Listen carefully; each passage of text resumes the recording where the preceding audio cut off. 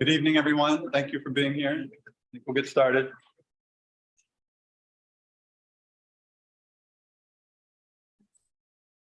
Not here. I think probably.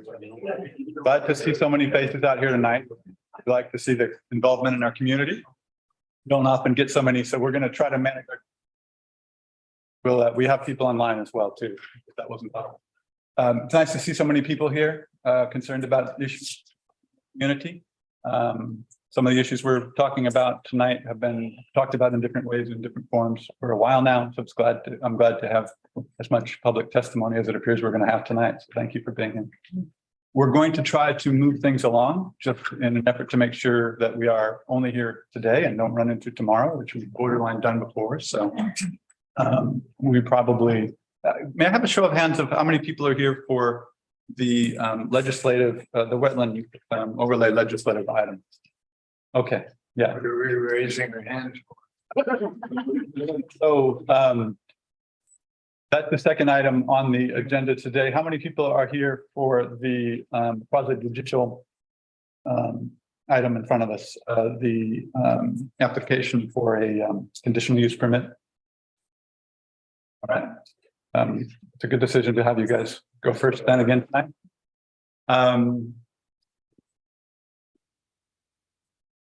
So just those people who had their hands up, I recognize your faces from multiple meetings, but for those people who aren't here or haven't been here, for those who are here for the first time, quickly, the first item before us tonight is a quasi-judicial item.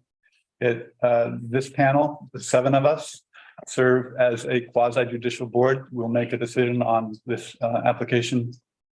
You'll hear a little bit about tonight. We will hear from the applicant who's made the proposal. We'll hear from proponents, so those people in favor of it, and we'll hear from opponents. We'll then close the public testimony, and we will discuss the matter amongst ourselves. We render a decision. Inevitably, someone may or may not agree with that decision. They have the right to appeal that to City Council. So that's just a 30,000-foot overview of the first item. The second item tonight is what many of you raised your hand on. It's a legislative item.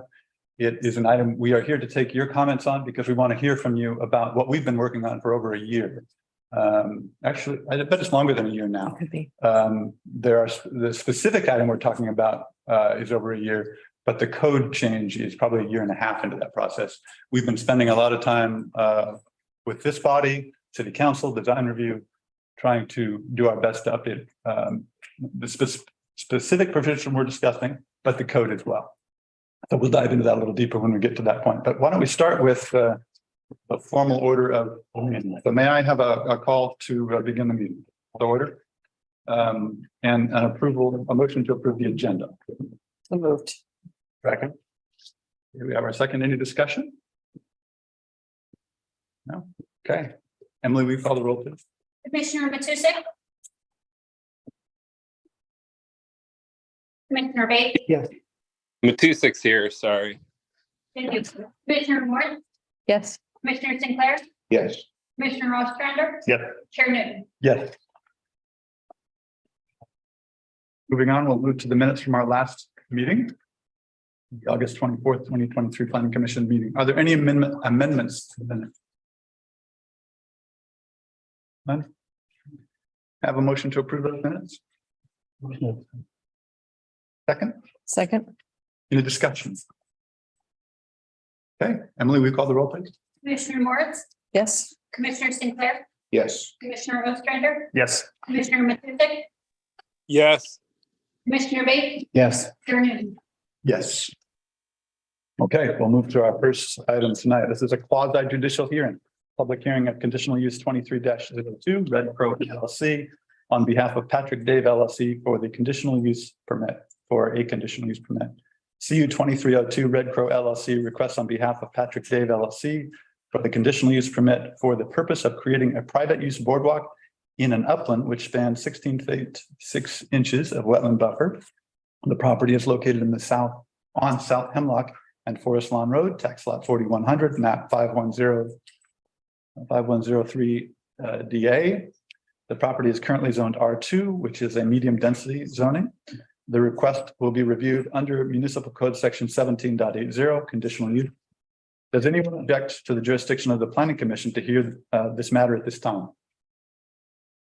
Does any commission member believe he or she has a conflict of interest or personal bias? Has any commission member had any ex parte contacts or made a site visit? Site visit. Okay. May we have the staff report? Thank you. Good evening. The applicant Jamie Lerma of Red Crow LLC on behalf of property owner Patrick Dave LLC requests the installation of a private use boardwalk that will span an approximately 16-foot 6-inch portion of a delineated wetland buffer area for the purpose of providing pedestrian access to planned residential development on the subject property. Information about which is included to provide context to this application. That application, DP 2335, proposes 2 detached dwelling units on one upland portion of the property with a separate off-street parking area located on a separate upland portion adjacent to Forest Lawn Road, with these areas connected by the proposed walkway. Previously, the applicant requested a type 2 permit for vegetation management in order to install a pedestrian walkway along the portion of the property adjacent to tax lot 4104. That application, permit 2328, was denied in August of 2023 as the type 2 permit was not appropriate or was not the appropriate application type for the proposed activity, and a conditional use review would be required.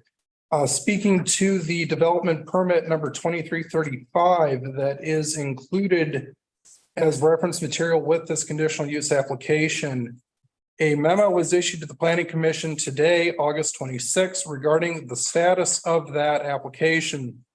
Going through that memo briefly, the purpose of the memo is determination of completeness for that application, 2335, and clarify the status of the permit. The application seeks approval of a type 2 permit for excavation and grading in conjunction with proposed residential development on the subject property. The application was received on September 21st and accompanied by a conditional use permit, which is the application we're reviewing tonight, for an elevated walkway to provide pedestrian access to the subject property, which is constrained by a wetland on its northern portion and a plat restriction that does not allow for access to the property from South Hemlock Street. Normally, this application type is accompanied by a type 1 development permit application for building, and building permit application for the construction of a new structure.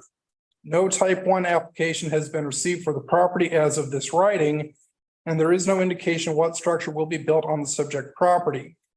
However, based on information included with the application for DP 2335 is considered complete. At this time, there are at least 2 readily identifiable options for the review of DP 2335. 1, delay review until the Planning Commission has rendered a decision on conditional use application 2302 regarding pedestrian access to the property, and the applicant submits a type 1 application identifying the residential structure to be built. This is the approach being adopted by the city, and that has been conveyed to the applicant. Although no type 1 application has been submitted, it may be possible to conditionally approve a type 2 permit with a restriction that no ground disturbance is authorized until the type 1 review has been completed, verifying no significant variation from the original site plan and a building permit has been issued. Alternative number 2 would be to deny the type 2 application on the basis that the applicant has not yet established access to the subject property. As noted, city staff is currently following option 1. Returning to the conditional use criteria, the conditional use staff report regarding the bridge.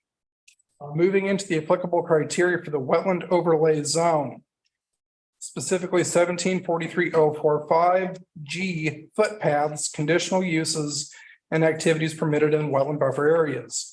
The staff comment is that during its review of DP 2328, which is the permit denied in August of this year, the city found that the provisions of the municipal code indicate that access improvements such as roads, driveways, and footpaths within a wetland buffer area are subject to conditional use review. That permits application material contained a letter prepared by Chenoweth Law Group, which asserted that private access improvements are exempt from conditional use review as they are not intended for public use. The city found that assertion inconsistent with the standards for residential development in the WO zone, which requires conditional use review for both public and private access improvements in both wetlands and buffer areas. Moving into 1743-050A, the general standards.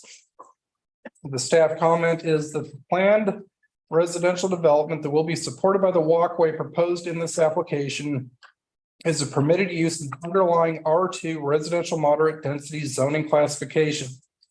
Duplex or two-family dwellings are defined as a building or buildings containing two dwelling units with or without a common wall or ceiling, and where there are not direct interior connecting doorways. Due to a plat restriction, the applicant is unable to establish access to the upland portion of the site from South Hemlock Street and must access the property from Forest Lawn Drive. In application DP 2328, the city found that the natural terrain of the proposed walkway was unsuitable as a walkway and that fill would be required for the purpose. In the June 2023 Todd Prager and Associates report on the statement, quote, private access adjacent to trees 16 and 18 shall be constructed under arborist supervision without excavation below existing grade.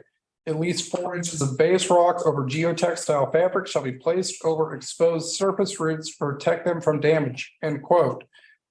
The access arrangement proposed in this application, CU 2302, would avoid the placement of fill or other material in the wetland or its buffer area by providing an elevated walkway that would span the wetland affected area. The use of a pedestrian walkway versus a vehicle bridge limits the size of the area impacted by the proposed improvement and largely avoids the potential for the improvement to need to span the delineated wetland area. Moving into section 1743-050G regarding footpaths and bicycle paths, the staff comment is that the proposed pedestrian access will avoid the use of fill material and be constructed in the buffer area in order to avoid traversing the delineated wetland site. It is positioned in a way that satisfies the placement preferences established in item 3, which is that routes for new footpaths shall be chosen to avoid traversing protected wetlands. Footpaths around the perimeter of protected wetlands and in wetland buffer areas are preferred. Moving into the conditional use criteria for section 1780-110 overall use standards. The staff comment is that although not part of the applicant's materials, the 2019 Clatsop County Housing Strategies report prepared by Johnson Economics, the city of Cannon Beach has a projected need for 185 new housing units during a 20-year period between 2018 and 2038 in order to accommodate projected population growth. Based on this information, there is an apparent general need for housing units such as those would be supported by the pedestrian access proposed in this application. Continuing onward regarding impacts to infrastructure. The staff comment is that the proposed use on this application, a pedestrian access walkway, does not appear to have any apparent impact on traffic, public facilities, or fire protection. Residential development that would be supported by the proposed walkway will be reviewed by the Community Development Department, Public Works staff, as well as the Cannon Beach Rural Fire Protection District in order to ensure that such development does not have significant negative impacts or create an overburden on the items detailed in this criterion. Moving into item C regarding the amount of space for yards, buildings, drives, etc., the staff comment is that the proposed use on this application, a pedestrian access walkway, appears to satisfy the criterion by allowing for the planned residential development to be arranged in a way that places structures, parking, etc. on the upland portion of the subject property. Moving into the criterion about topography. The proposed walkway will address this criterion by placing the footings in the upland portion on either side of the buffer area that it will span. Moving into site layout and use for transportation. This criterion does not apply as it is not a commercial or high-density residential use that would generate a significant level of traffic. And moving into the final criterion, that the site and building design ensure that the use will be compatible with the surrounding area. The uses surrounding the subject property are detached, single-family dwellings on lots larger than 5,000 square feet. The planned residential development that would be supported by this proposal is consistent with that level of development. And this concludes the staff report. Okay, thank you. Was there any additional correspondence? Come on. Just a couple things I forgot, and I'll start with me. Please silence your phone. I'm going to turn mine off. I'm ringing in my pocket there. When people are speaking, even if you don't agree with what they're saying, if you could be respectful and hold your tongue until it's your turn, we'll give everyone a chance to speak tonight. And then at the conclusion of this initial conditional use review, we'll take a break for the bathroom, and those are back behind the double doors here if you haven't been in this building. Okay, so let's get started. Begin with the call for public testimony. The pertinent criteria to be considered are noted in the staff reports and listed on the criteria sheets on the meeting page. Testimony, arguments, and evidence must be directed toward those criteria or other criteria in the comprehensive plan or municipal code which apply to the decision. Failure to raise an issue accompanied by statements or evidence sufficient to afford the decision maker and the parties an opportunity to respond to the issue precludes appeal based on. Prior to the conclusion of the initial evidentiary hearing, any participant may request the opportunity to present additional testimony, arguments, evidence regarding the application. The Planning Commission shall grant such requests by continuing the public hearing or leaving the record open for additional written testimony, arguments, or evidence. Persons who testify shall first receive recognition from the chair, state their full name and mailing address, and if appearing in a representative capacity, identify whom they represent. Their presentation by the applicant. Please come forward.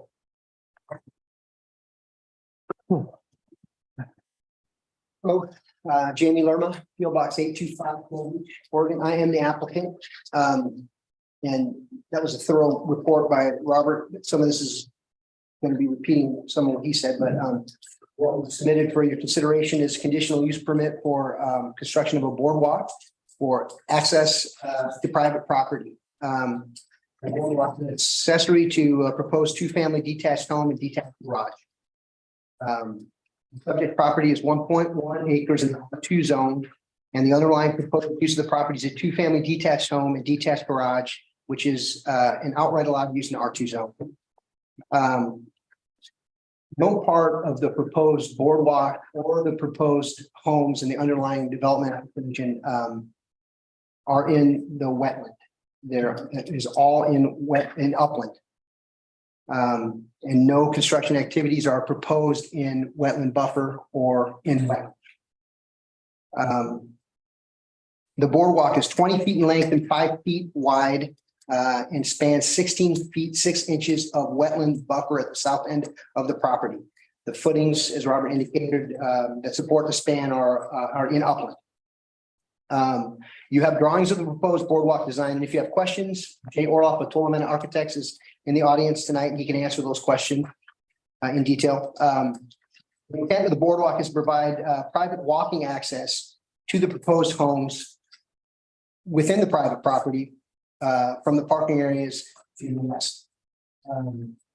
The boardwalk is of sufficient length to completely span the wetland buffer and of sufficient width to allow safe and convenient access to the proposed homes by owners, guests, delivery people, service people, emergency workers, as well as a route to carry materials and goods associated with living in and maintaining a home. We're seeking to build a boardwalk because the project wetland scientist John Van Staveren of Pacific Habitat Services recommended a boardwalk as a means of access that will have, and I'm quoting now, no detrimental effect on the functions and values of the wetland or its buffer. Mr. Van Staveren has more than 30 years of experience as a wetland scientist and has worked on many projects where boardwalks were used successfully to span wetlands and wetland buffers. He's in attendance via Zoom and can answer any questions you have about this particular bridge application, wetland science in general. And there's a memorandum from him in your packets as well, where he addresses this proposed boardwalk.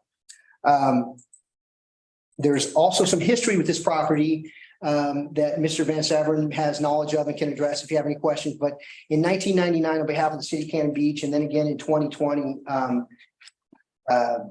Pacific Habitat Services conducted a wetland delineation of the property. And in the 21 years between the delineations, the wetlands at the south end of this property have grown.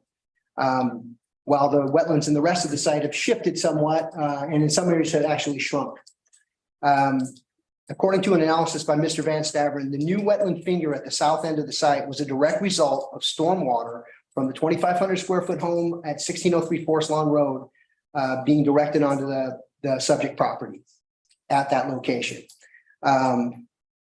The discharge of the stormwater was in violation of city code and in violation of that home's conditions of a building permit.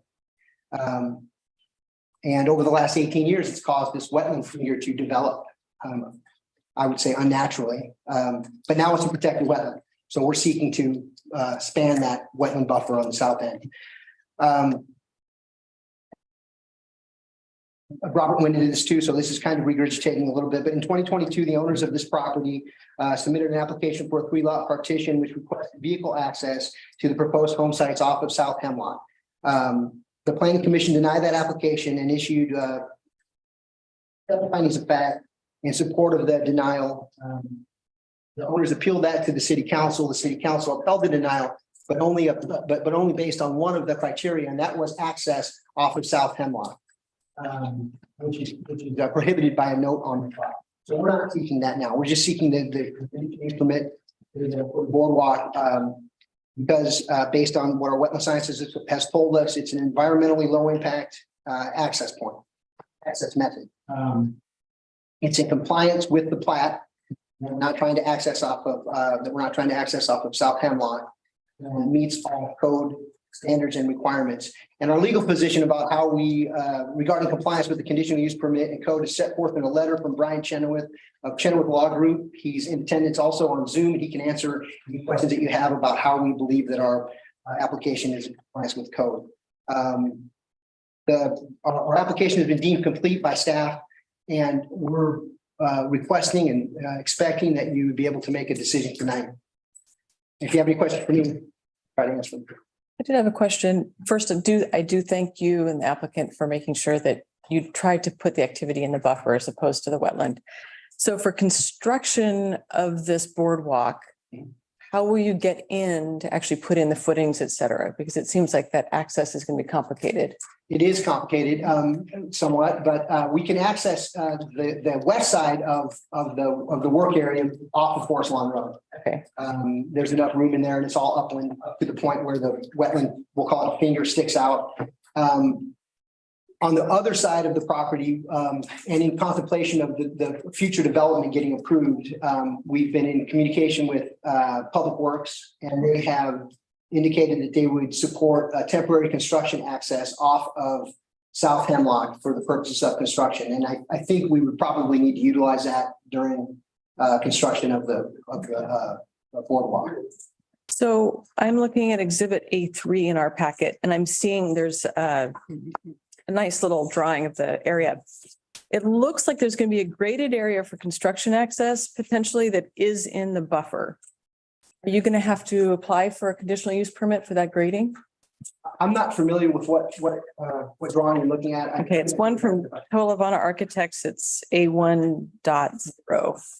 There shouldn't be any construction or construction access in the buffer. That would have been, I think, is it just a corner of the buffer? It's a hatched area that goes over the buffer for a somewhat significant portion. It looks like what's likely to be what you're going to need to grade for your construction access. And I'm just wondering, we need to consider that if that is going to be part of what we are approving. I want to look at, I can show you here. Let me give you my page.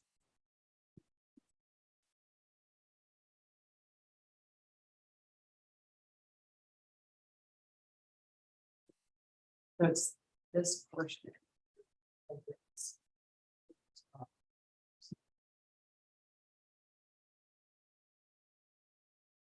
So I'll let you look at that, but I am concerned that if we make this approval, we are also going to need to know whether or not there's going to be activity in the buffer.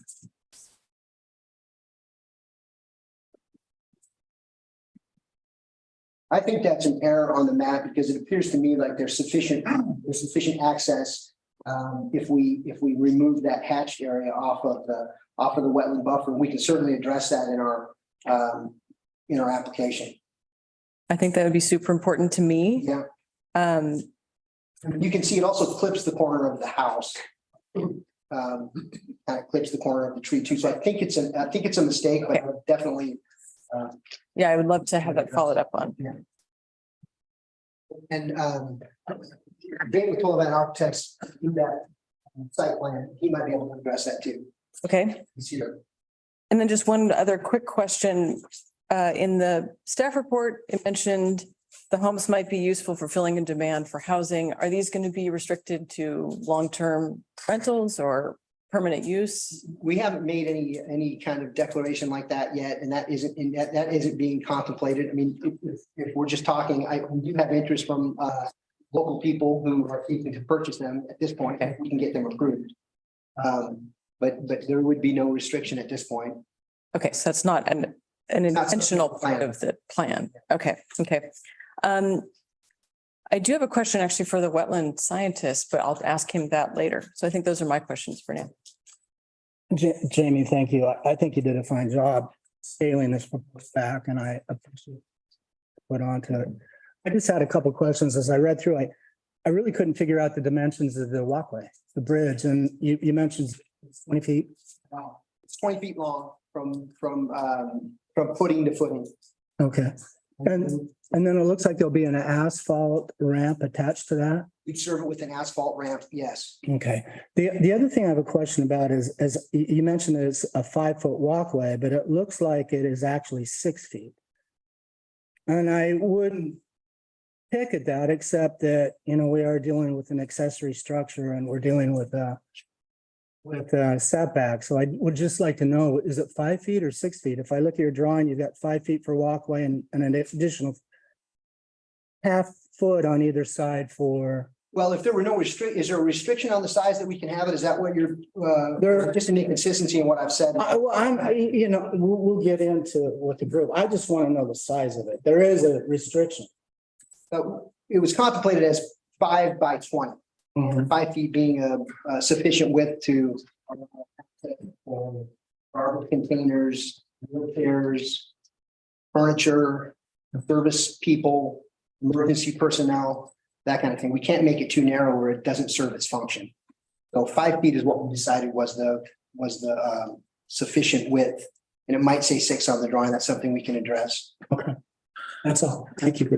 I had a question about the exact location of the southern edge of the boardwalk. Yeah. Where is that in relation to the property line? I was having a hard time on the drawings. Can I look at your, Yeah. can I step over there with you? And then Yeah, I've got the same the same map? the same exhibit that she has pulled up here, the A. Oh, okay. Yeah. Yeah, so this is the one that was the most clear, the page that was most clear in our packet that we had. And I was unclear of where the edge of the southern edge of the walkway was in relation to the property line and where that is in relation, and obviously it's 5 feet wide, so that's spanning the buffer. Yeah. The buffer to the edge of the wetland. Right, and it would be right up to the property line. Okay. Yeah, right to the property line, like a fence. Okay. Thank you. Thank you.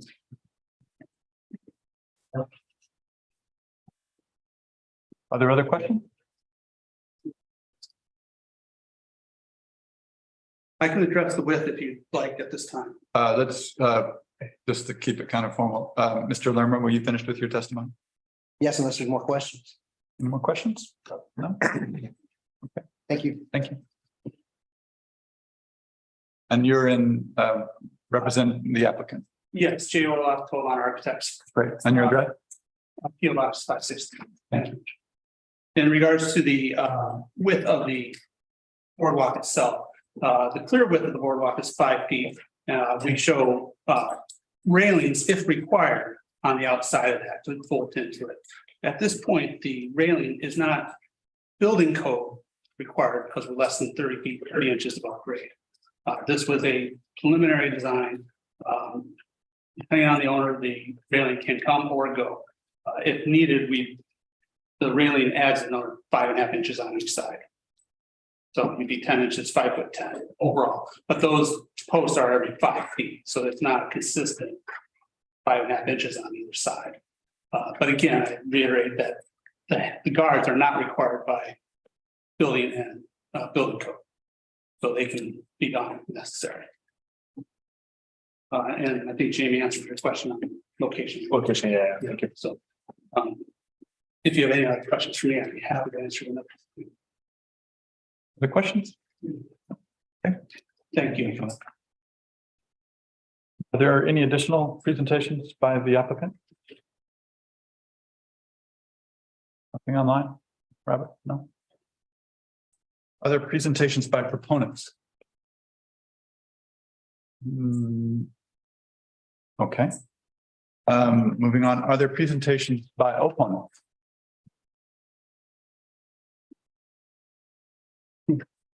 Please come forward.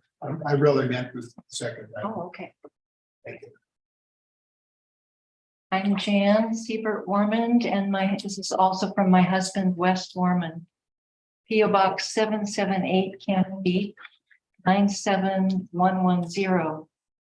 Dear Planning Commissioners, we ask you to deny CU 23-02 request for an elevated pedestrian access. We find this new forest lawn application to be quite confusing. For example, the applicant does not seem to have legal access to the property from South Hemlock Street for the purpose of the construction of the intended future development project. Please continue this hearing to help you better clarify the confusion regarding this application. Our Cannon Beach wetlands are such a vital component of our community's ecological integrity. They deserve our dedicated protection. Thank you. Thank you. Additional opponents? Please come forward.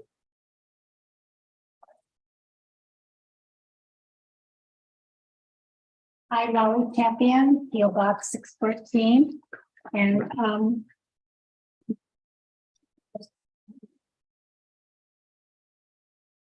first of all, thank you for this meeting and thank you for all that you've done previously about this wetland situation. I would like to say the following things. I've just submitted, because of the work done before, over 100 signatures from throughout the community rejecting the improvements on this wetland that we value so much. I'm glad I have the chance to speak tonight to bring up some of the issues. I'm bringing over the 100 signatures to resubmit to this gathering and remind the Planning Commission, city staff, and the community elected city council, it is the wish of many of our communities that developers who are attempting to destroy this forested wetland for their personal gain be denied permits. Many in the community ask these developers consider instead, and I don't want any laughter here, to join with the community's wishes for protection and consider deeding this important environmental wetland to the city in perpetuity and protection. There would be, of course, tax incentives for that philanthropic use. We count on the Planning Commission to considering the community's fervent push to resist developers and their clients using the Cannon Beach as another investment opportunity willing to destroy the value wetland. Secondly, will, through continued gentrification attempts recognized or not by the city staff and council, will no longer recognize the place we call home in a diminishing forest by the sea. Which committee, commission, city staff, or council will act for the community and not another developer or planned and concerning designing of a city building. I'd also like to add, in listening to Mr. Jamie's presentation, that when we say that this is restricted, and I've looked at the map many times, when these properties are built, I think a consideration should go into Does this mean that people that buy these properties will stay on that 5,000 feet of land? That wetland, whether they say it's at the south end or not, will still be compromised by any type of construction. Thank you very much.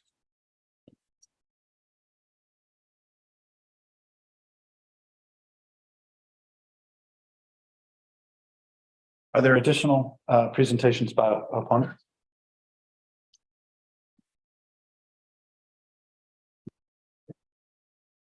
Does the applicant wish to make any additional testimony? No. Okay, with that said, we will close the public record and move to consideration. Steve, I'm hoping you can spend a little more time with us on this memorandum to help us understand the city's position. Sure. Do you want to take that, Robert? So basically what we were talking about with regards to the memorandum is what you have before you is the conditional use of the buffer with the bridge. The rest of the memo and the discussion with the home and the garage and the parking is to give the Plan Commission some context as to what the bridge is for or why they're coming to us. So basically what's happening is with the memo, with the development permits, there's certain, there's the conditional use permit for the bridge. And then the other development permits are for grading and eventually construction of the home. And so those are other things that they will have to submit. They submitted applications. We had to acknowledge that we've received them. And that's what this memo is doing.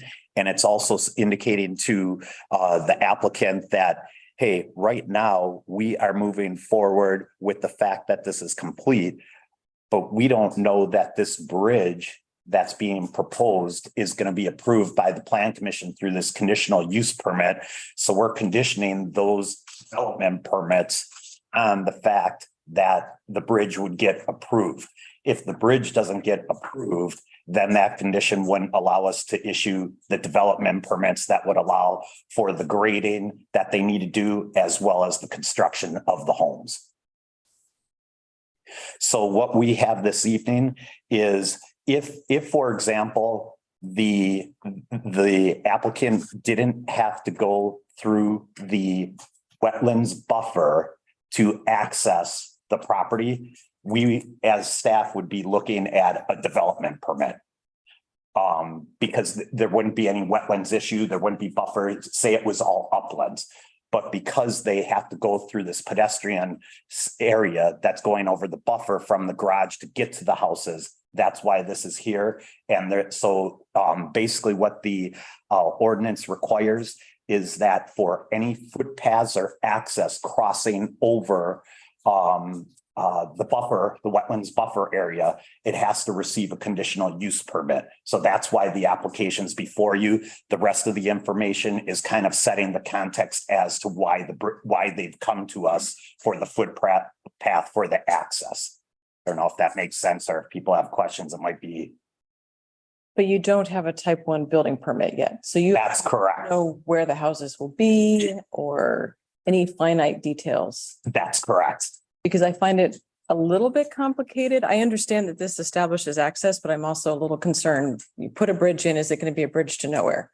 Is this project going to change significantly when it actually gets to the building permit point? Right. And that's a valid point. And I think as the Plan Commission's deliberating, we certainly could have the ability to create conditions that, say, for example, required the applicant to, for example, bring those plans back for the commission to review, to make sure that kind of what the footprint here isn't something completely different than what you're looking at this evening. So approve the footbridge on condition that the final plans are approved by us. That's correct. Okay. That is different. Any other, are people feeling like they understand that as well as they can? So The option. And, you know, I get the option. I think there are reasons to wait, though. I think, you know, first off, I can't understand why this wouldn't come in for a setback reduction since it's violating every side yard, backyard and front yard. And I can't tell which this is requirement in the code. So it should come, and it is an accessory structure. And then you get to the accessory structure provisions with regard to backyards. If this is a backyard, the bridge is probably bigger than 120 square feet, which is limitation. You know, I don't want to quibble over that. You know, I think the applicant has done a good job of scaling back a proposal to something that looks like we might be able to accept in this city. I don't know if they're going to comply with every requirement or that I will approve it in the end, but I don't want to build a bridge to nowhere, and I don't want to approve this until we see what happens with the final, the package that's delivered to you for type 1. Yes, Zoning permit. right, yeah. That's my feeling. With all of the questions I have about this, I mean, you know, just in terms of setback, there is I think Eric pointed out, there's a person there whose house property abuts that bridge, and there, you know, we haven't heard from her, but I imagine since it's right in her backyard, right where she walks out under a patio, she might have a problem with that. That's why we have setback reductions. So, you know, I think for now we wait, is my opinion, and we revisit this when we see a full package. What is the planning department's take on why a setback reduction request wasn't required? At first, it was being looked at as a footpath. It was the applicant through their attorney who raised the aspect of the accessory structure. So this is kind of information that we also just received. And so from that standpoint, are you correct that as an accessory structure that there could be a 5-foot setback required? Yeah, you may be. Okay. That's exactly where my mind was thinking after receiving a number of these correspondence that the attorney was making the assertion that this is an accessory structure that doesn't need to fall within certain parameters, but then it puts it under parameters that it now violates by not having that 5-foot setback from the property line.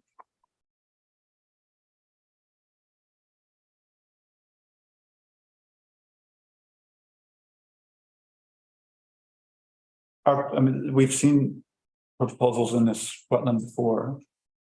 How are people feeling about this, just generally 30,000 foot revised look? That if we are able to get a complete package, what we consider a complete package, is it moving in a positive direction as you were talking about? There are other issues. There's parking, there's access, emergency access that we think our fire department want to look at this whole arrangement, trying to move a person on a gurney across that bridge when that's the only way in. I mean, there are things that need to be looked at. I think my concern is that when we talk about emergency access, it sounds like it will become off of South Hemlock, but how do we ensure that's only emergency access and doesn't become the new driveway? I didn't understand it as emergency access from. There was a Hemlock. It comment in the just- staff report that it might Was it- become. Might become, emergency. okay. I understood it as construction access only. Yeah, That but it would then sounds like be it may- restored. You repurpose I see. for Okay. other. Yeah, and there's a note on that same attachment that we've been referring to, basically alluding that it might require That it may transit. other, we haven't got anything from the fire department. Yeah. Just put that. I think a thorough review of the package will need to be done. Yeah. I don't know where it'll end up, but it's moving in the right direction. I mean, credit needs to be given, you know, I mean, there is, this gets all of the utilities as best I could understand out of the wetlands. It significantly changed the number of trees that were gonna have to be reduced, taken out. It had some really good things with it, I thought. I'm just sorry that we can't take this at face value, but as Steve says, this, we don't really know that is the houses. If they show up just like this, I will be very favorably impressed, but I guess there's no guarantee until we see the application. I like it. I'm hearing enough of a consensus that I think it might be worth a motion. Do we have a motion from someone on this? We want to discuss the motion? No, I think, I think I we think, could. Let's discuss them. just, okay. And bring it in at the appropriate time. With all of the questions addressed. How about maybe some context so that a path forward can kind of be seen? The path forward me. Why are we rejecting it? Well, let's start with. How could it be? Question, why isn't the setback reduction? How does it deal with accessory uses and limitations on backyards? In addition to the fact that until that plan is, and I'll give you the full motion, until that plan is approved, there's really no demand for the bridge. You know, which is a requirement for a conditional use to be approved. I think kind of just, if I'm hearing right, and you guys stop me anytime here, if I'm hearing right, we have concern about what we don't know or what isn't substantiated before us. So without a complete set of plans, we don't feel like we can make a decision on just one piece of it. So it's not necessarily a motion, but it's a larger. It's a larger issue, but we have a choice. We can continue, we can accept with conditions, or we can reject. Yeah, no, I'm not suggesting that we change the tone of what you're saying. I'm suggesting we Be get more broad, not dive into each specific item that's wrong. if you have an idea. Sounds like we're saying we would make a motion to deny it this time because there is an incomplete packet before us and we can't assess this application. Seems pretty clear. So I just want to offer a little bit of a counter. It's completely at the applicant's risk if they build a bridge and then end up not being able to use it for anything. Right? I mean, we still get to see the permit request that will actually have the houses attached. We wouldn't actually. It would be a type 1 permit. It won't come to us. Well, what if the suggestion that Steve gave of the conditions that type 1 does come as a condition of approval? We could do it that way. I'm not sure whether that addresses the setback problem. That's true. that's the. To me, one I don't think we can approve it because we don't know what's going on. It looks like it needs a setback reduction request. That's the one that I would suggest would be the reason that we would deny it. It would be on the basis of it appears to need a setback reduction that wasn't requested. And that's the way I read it. But, A motion. that would be my motion that we. Fair enough. Is that a second? Yeah. That's a second. Any further discussion? Okay, and we have Emily, will you call the roll, please? Commissioner Bate, Yes. Commissioner Moore, Yes. Commissioner Sinclair, Yes. Commissioner Ostrander, Yes. Commissioner Matusek, Yes. Chair Newton. Yes. Application is denied. Steve, go ahead. So the plan commission like us to draft findings then that That would be great. support that decision. Maybe an example of where we want to. Yes, we should see a And then tentative. make sure that they're in line with the thinking of what we're. And you'd like to see those before signing them as a group. We'll get that together. Okay, thanks, Okay, Steve. so we'll schedule another, like we did with the other one, Yeah. a quick to review the findings. Take a 5-minute break. We'll reconvene at 6:55. To reconvene.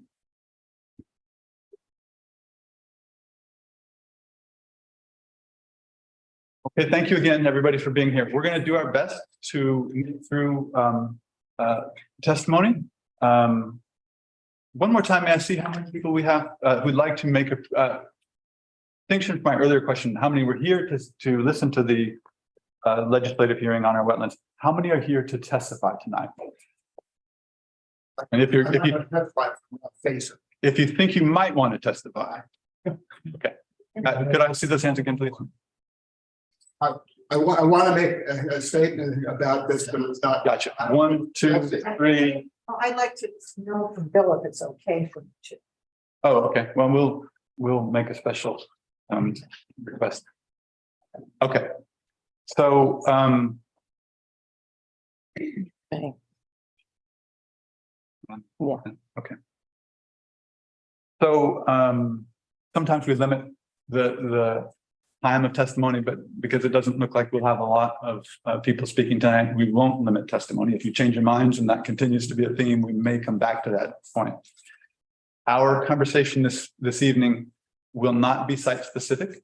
Your issue you bring to us is maybe on your site, and that's understandable. Those issues that relate to a property you own or a concern for properties of your friends. Please bring those to us. We're looking at the overall code, and the issues that you bring to us, we will consider in the context of the overall code. As you can see, sometimes it takes a while to get through the complexity of the site, and we can't do that.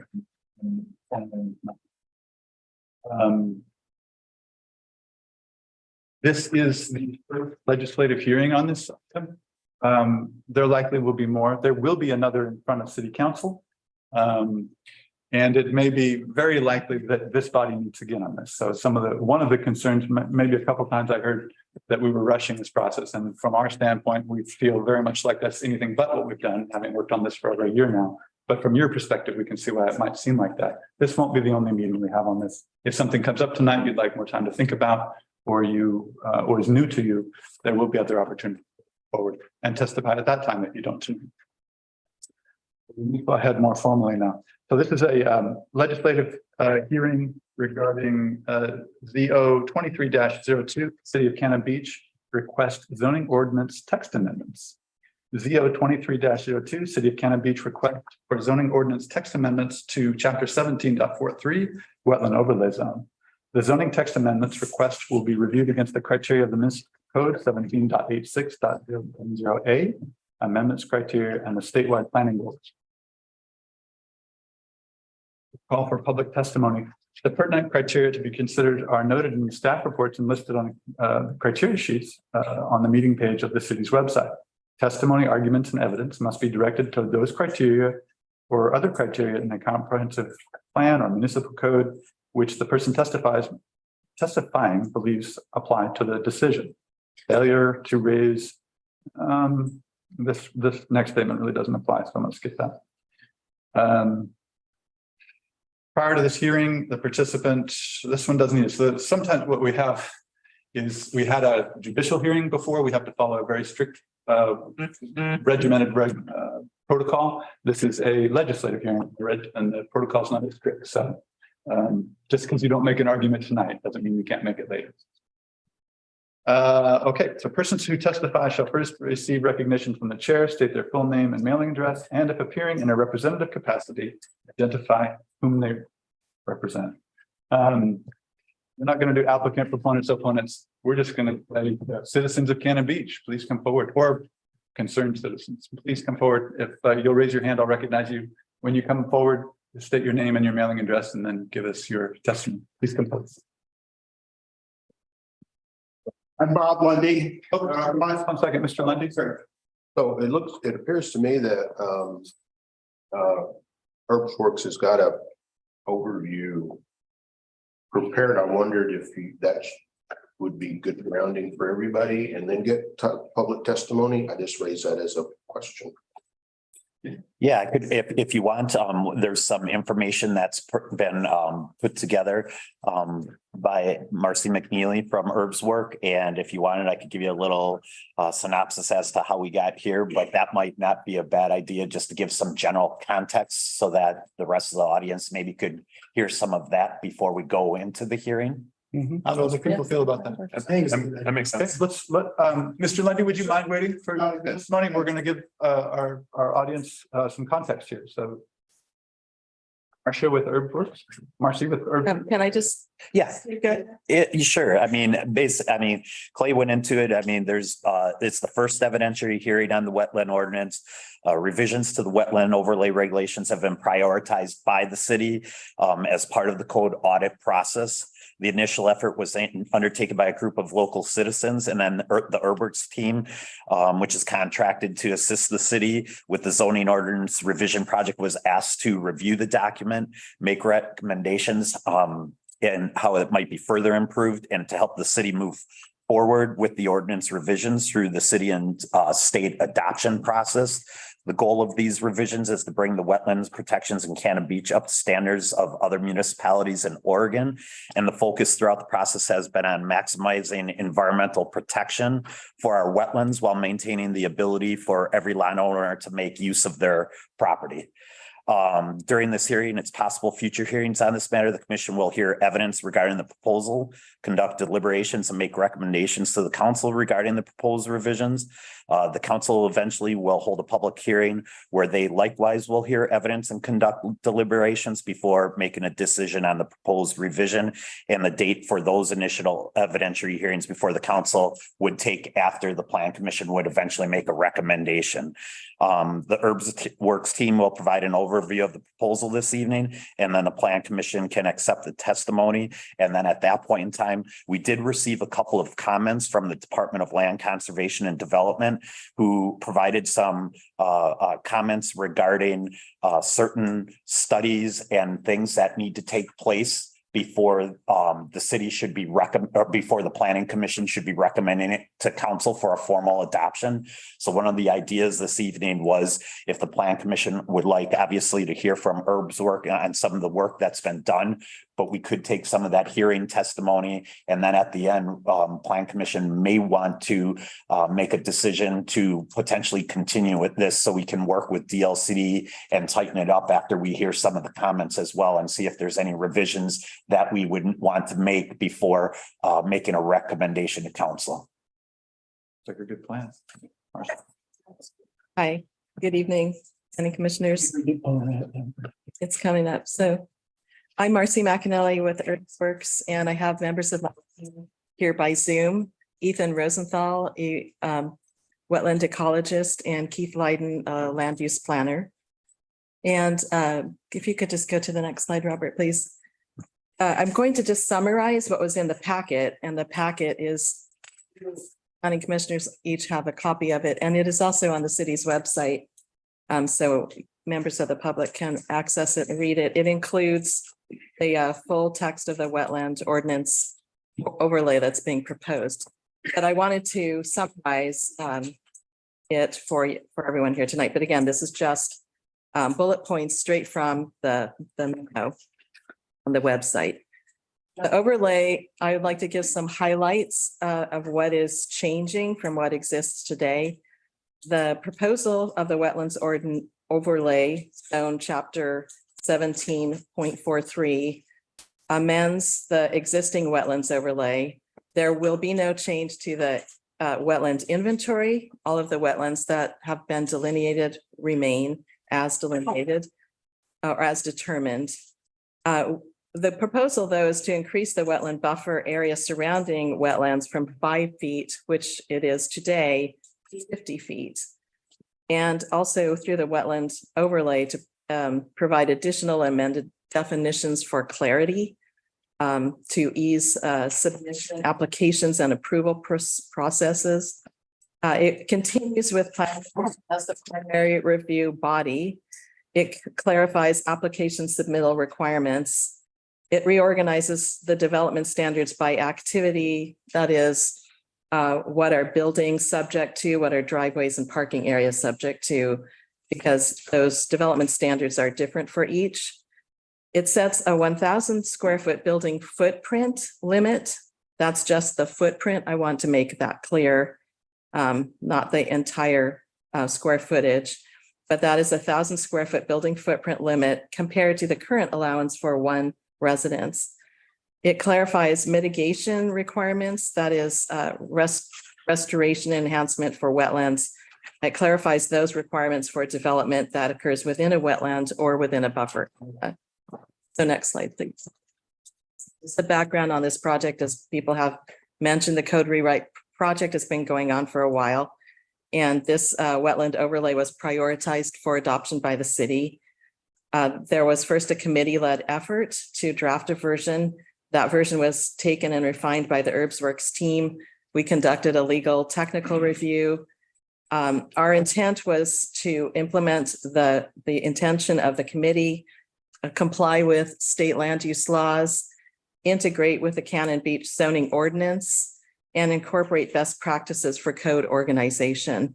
Also to integrate best practices for wetland ecology and development mitigation. And still in progress in this effort is our response to the Department of Land Conservation and Development, or DLC, and their review. And I'd like to just summarize that on the next slide. Again, this DLCD review letter came in, and you have that in your packet. To summarize, wetlands are a resource category that is covered by the state land use law goal 5. The Oregon Administrative OAR, let's forget what that exactly means. Chapter 660, Division 23 governs procedures and requirements for complying with goal 5. And they apply to this code amendment. The rules of goal 5 provide 2 pathways for cities to go about protecting significant wetlands: safe harbor protections or a locally determined protection strategy. Safe harbor severely limits development and doesn't provide for a wetland buffer. Whereas a locally determined protection strategy follows the process described the OARs, and these are citations here: 660, 023, 040, 0040, and 0050. And next slide, please. And to continue, if the city's protection strategy limits development in wetland buffers or includes other provisions that differ from safe harbor protections, it must be supported by an impact assessment. An impact assessment called an EC analysis must consider economic, social, environmental, and energy consequences. That's where the EC comes from. ESEE evaluates the consequences of allowing, limiting, or prohibiting uses that are otherwise allowed in the underlying zone, the underlying base zone. So the upshot for us is that an increase of the buffer area from 5 to 50 feet does trigger the city to comply with goal 5 and provide that EC analysis.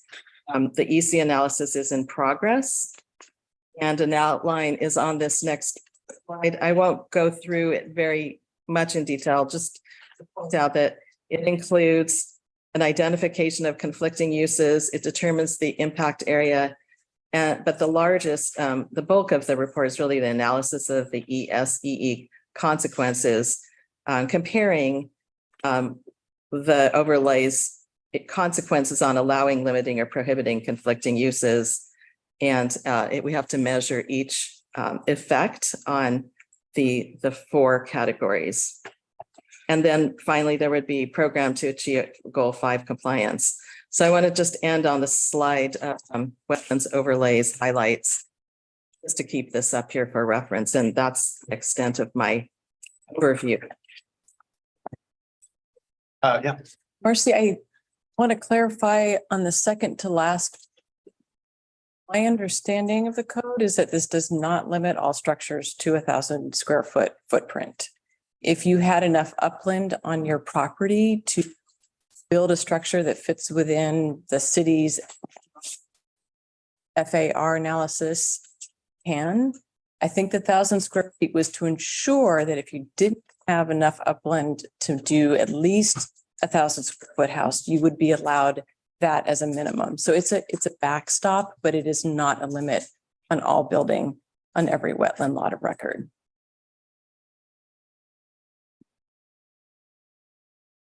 I don't want us to move forward with a misinterpretation that we have somehow created 1,000 square foot footprint limit on every wetland lot of record, because that's not how the code reads.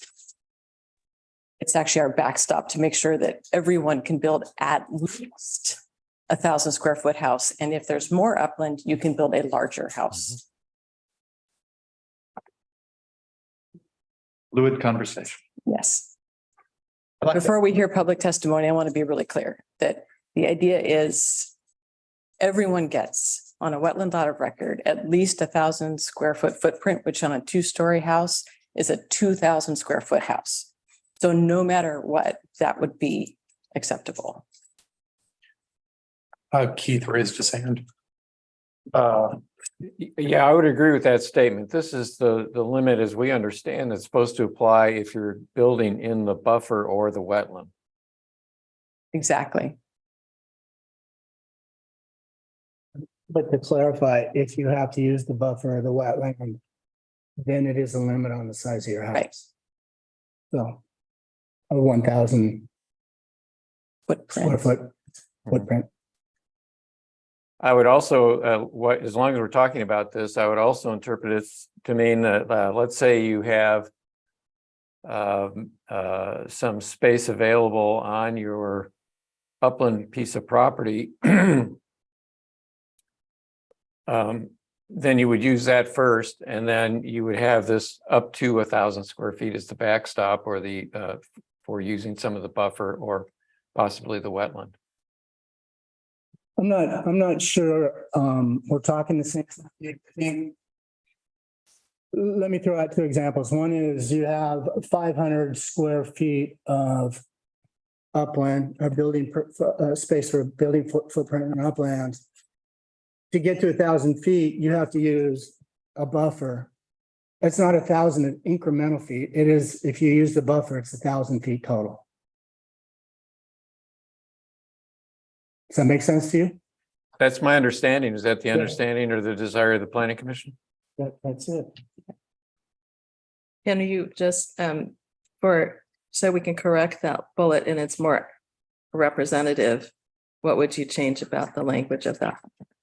So say that I think you have to rewrite it to say that it ensures that if there is not enough upland to build a home that has 1,000 square foot footprint, you can build 1,000 square foot footprint home using some of the wetland or wetland buffer. And the reason for that was to ensure that nobody lost the use of their property. Yes. I do believe that that is the way the overlay is written. Yes. I apologize that this bullet point isn't.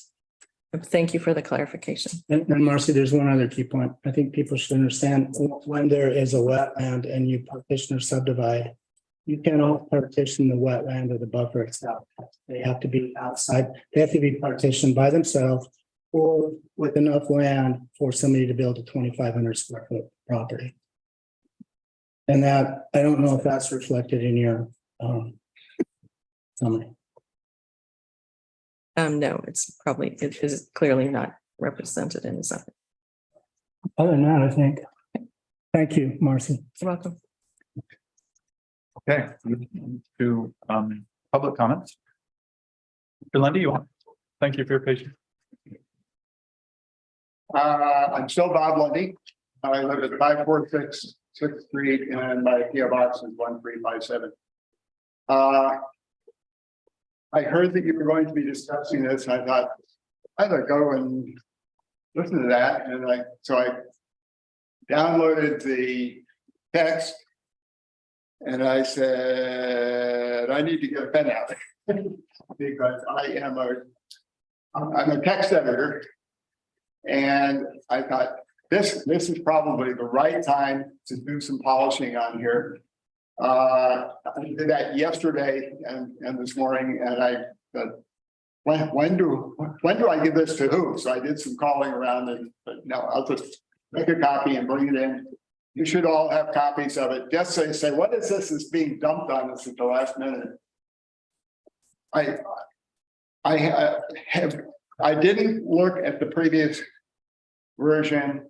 The substance of this sounds wonderful, especially the increase of the buffer. Just wanted to let you know, my intent was not to make any suggested changes to the substance of this. It's all polishing, finding places where you've got internal cross references within this document that are pointing at things that aren't there and saying this is probably supposed to be pointing at this. Formatting, like that. So thank you for doing that, Harvey. let me know when you're doing the other parts of You're on.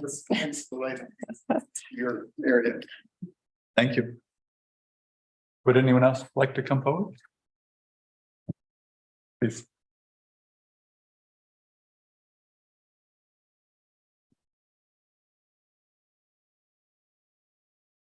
Rob Zawashi, PO Box 105, Lake Oswego, Oregon. We have a second home here.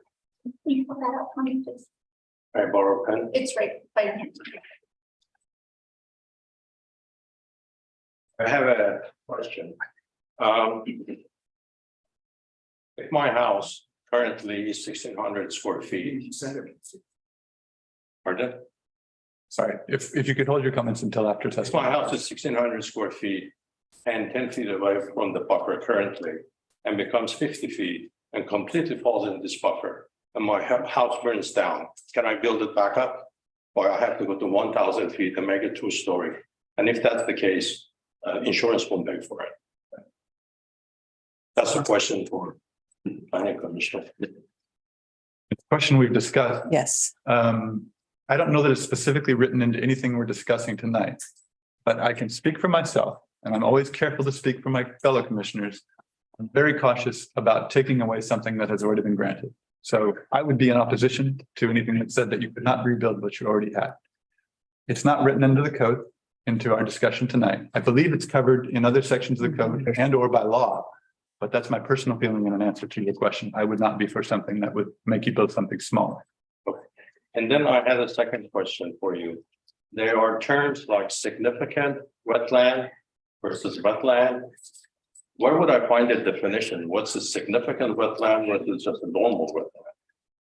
Yeah, that's part of our process, defining that. Well, it was referred to one of these slides, so. Yeah, the slides aren't as comprehensive as the red line that is also part of the package. And it can be hard to find. It was a 38-page package, so it might not have been easy to reference, but it is part of the conversation. Is So there would be a glossary somewhere. there absolutely will be a glossary. Okay, great, thank you. Do you need my email address? No, just your name and address. It's quite. Or mailing address. Your name, sir, what was your name? Sean, SHWN. Yeah, Sean, I would encourage you, there's a provision in the code, and I don't expect you to go become an expert on it, but it's called pre-existing uses. You would run that problem anyway under the way the code is written today, but you're protected. You should look to see if you're protected under that. I can't comment for your specific situation, but the intention was to cover that situation in the code. Okay, thank you. Okay. Will I come up for just a moment? Why don't you wait until we've gone one time through, and then we'll make a special round two. Anyone else like to come forward? We have a hand back here. Please come forward. Like an auctioneer suddenly. Going. Hi, my name is Kathy Kluzik, PO Box 602 here in Cannon Beach is my mailing address. And I own one of the properties that will be severely affected by this wetland overlay if it is adopted the way that it's presented. Couple questions. I'd like to echo some of the same concerns about what the effects would be on changing the 5 feet to 50 feet overlay on properties that have existing properties on it and what those effects would be on insurance. Considering them wetland boundary properties or within a wetland boundary, as far as FEMA is concerned, as far as insurance is concerned, as far as resale value is concerned. Moving a buffer line from adjacent to a property to entirely including a property could have severe effects on those property values and could present a Measure 37 property value lawsuits for people when they wanted to do some sort of improvements or resell their properties.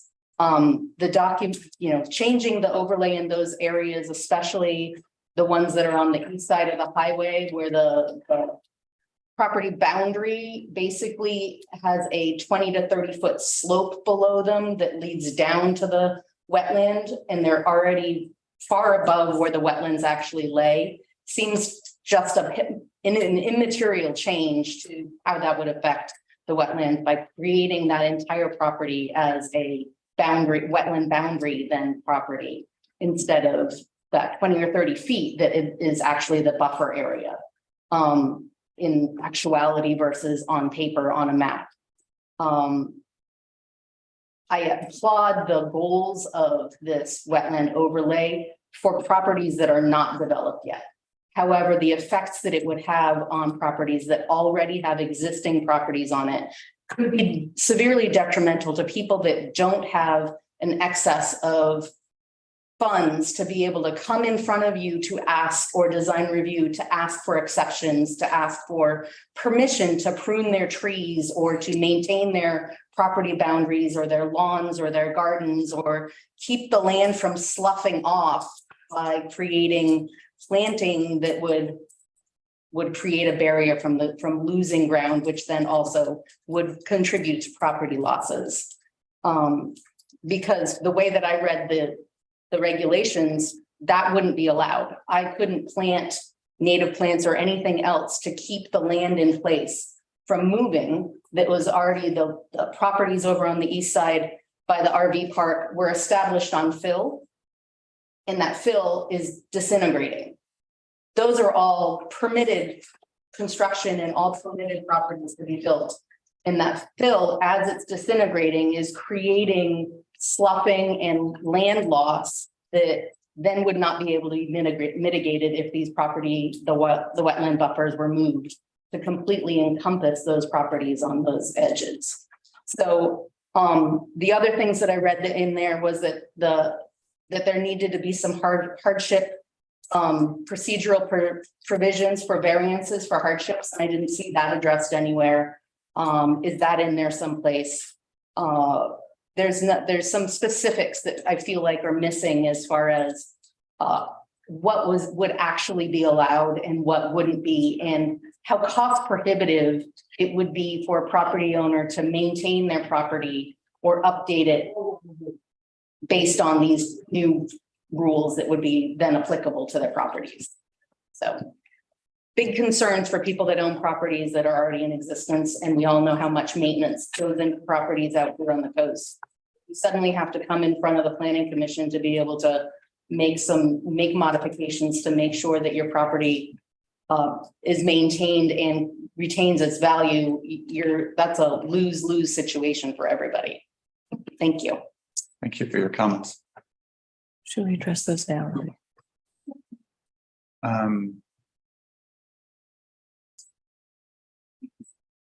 Later. Yeah. I think there's a lot there. Yeah. Did other people want to come forward at this time with their comments? Please come forward. I pointed that way first up.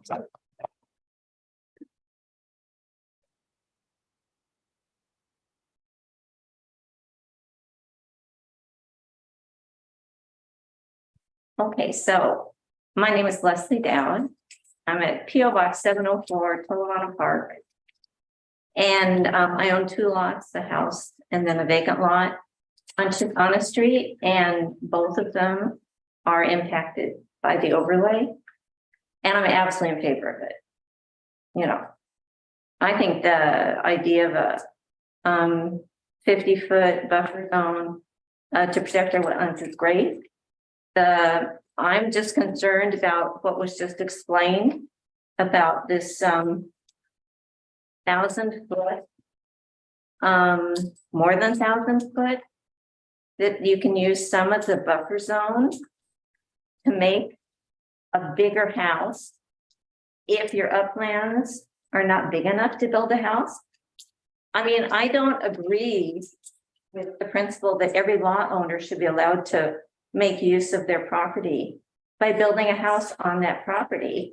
If you only have 500 feet of, 500 feet of upland, you can build a cottage. You don't have to build one of these big houses that we have going up all over Cannon Beach.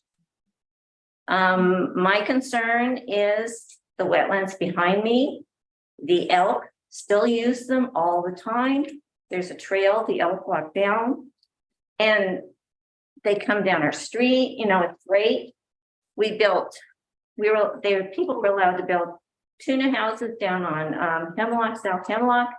One of them is actually built on wetlands, but they built on the portion that wasn't wetlands, but then they came in and dumped soil all over the wetlands to build their driveway.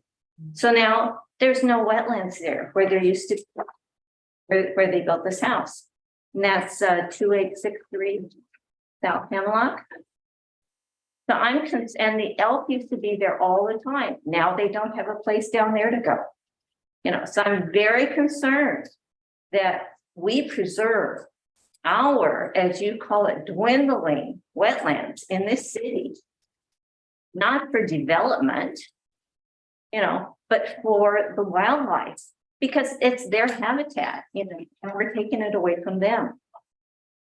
So I think that there should be more restrictions on building on lots where wetlands are located. And just hearing earlier about this idea of building a bridge, over wetlands to get to property so people can build more houses there. Elk can't go under a bridge necessarily. So I find the idea of that kind of thing very disturbing. And then when we do have these regulations in place, I haven't seen people, the building guys coming out and really inspecting what's going on. If we have rules, we also need to have enforcement. And down on these 2 lots that were built on South Hemlock, one on wetlands, the builders just cut through trees and they didn't have permits to take those trees down when they were building. But it didn't matter, they just cut through them until we lost a huge spruce tree. And another one is hanging on to the edge of the property. So I'm very concerned that we allow building when on wetlands, when we don't seem to have the staff to inspect what's going on. That's another concern. Okay, thank you. Thank you.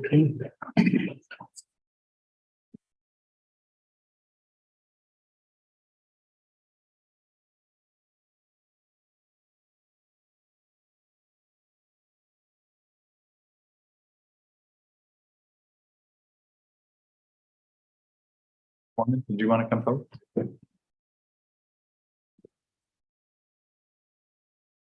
And Siebert Ormond and my husband Wes Ormond. 778 Beach.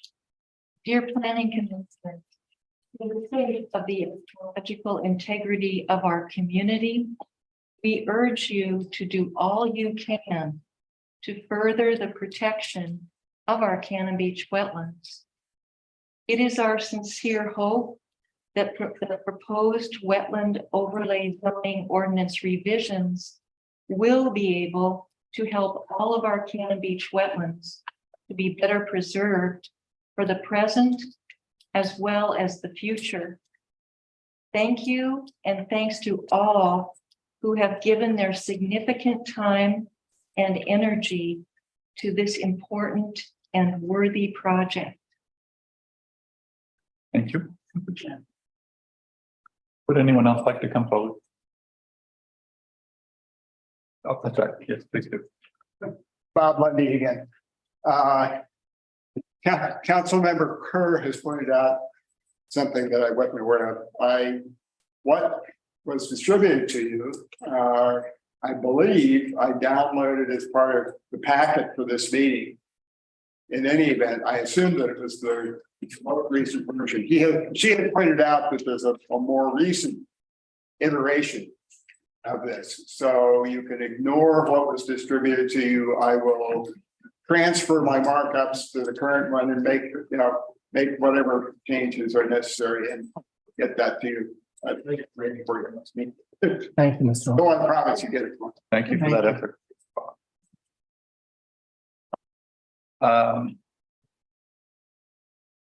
Lisa had initially. I don't think she's going to now, I guess. Okay. For the Oxford. Would anyone else like to add additional testimony for our consideration? Please come forward.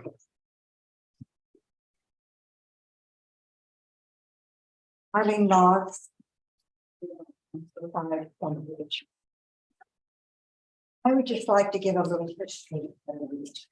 I was born here. maybe 4 years ago. And the whole town was wetlands from Second Street on, down to the bottom of the hill. So we have a history of filling in. And I agree, it should come to a stop.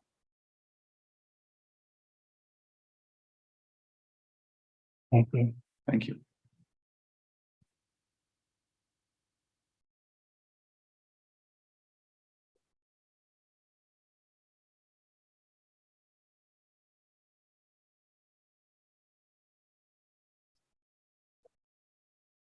Would anyone else like to come forward with testimony?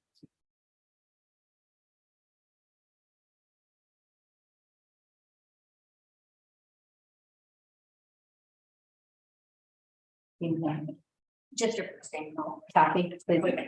One thing that in reviewing my notes, I forgot to mention was that I didn't see any provisions in the planned ordinance change for buildings that you will be, if this overlay were adopted, that would be non-compliant from that adoption. What sort of provisions would be written in to accommodate those properties that they're non-compliant because of the overlay?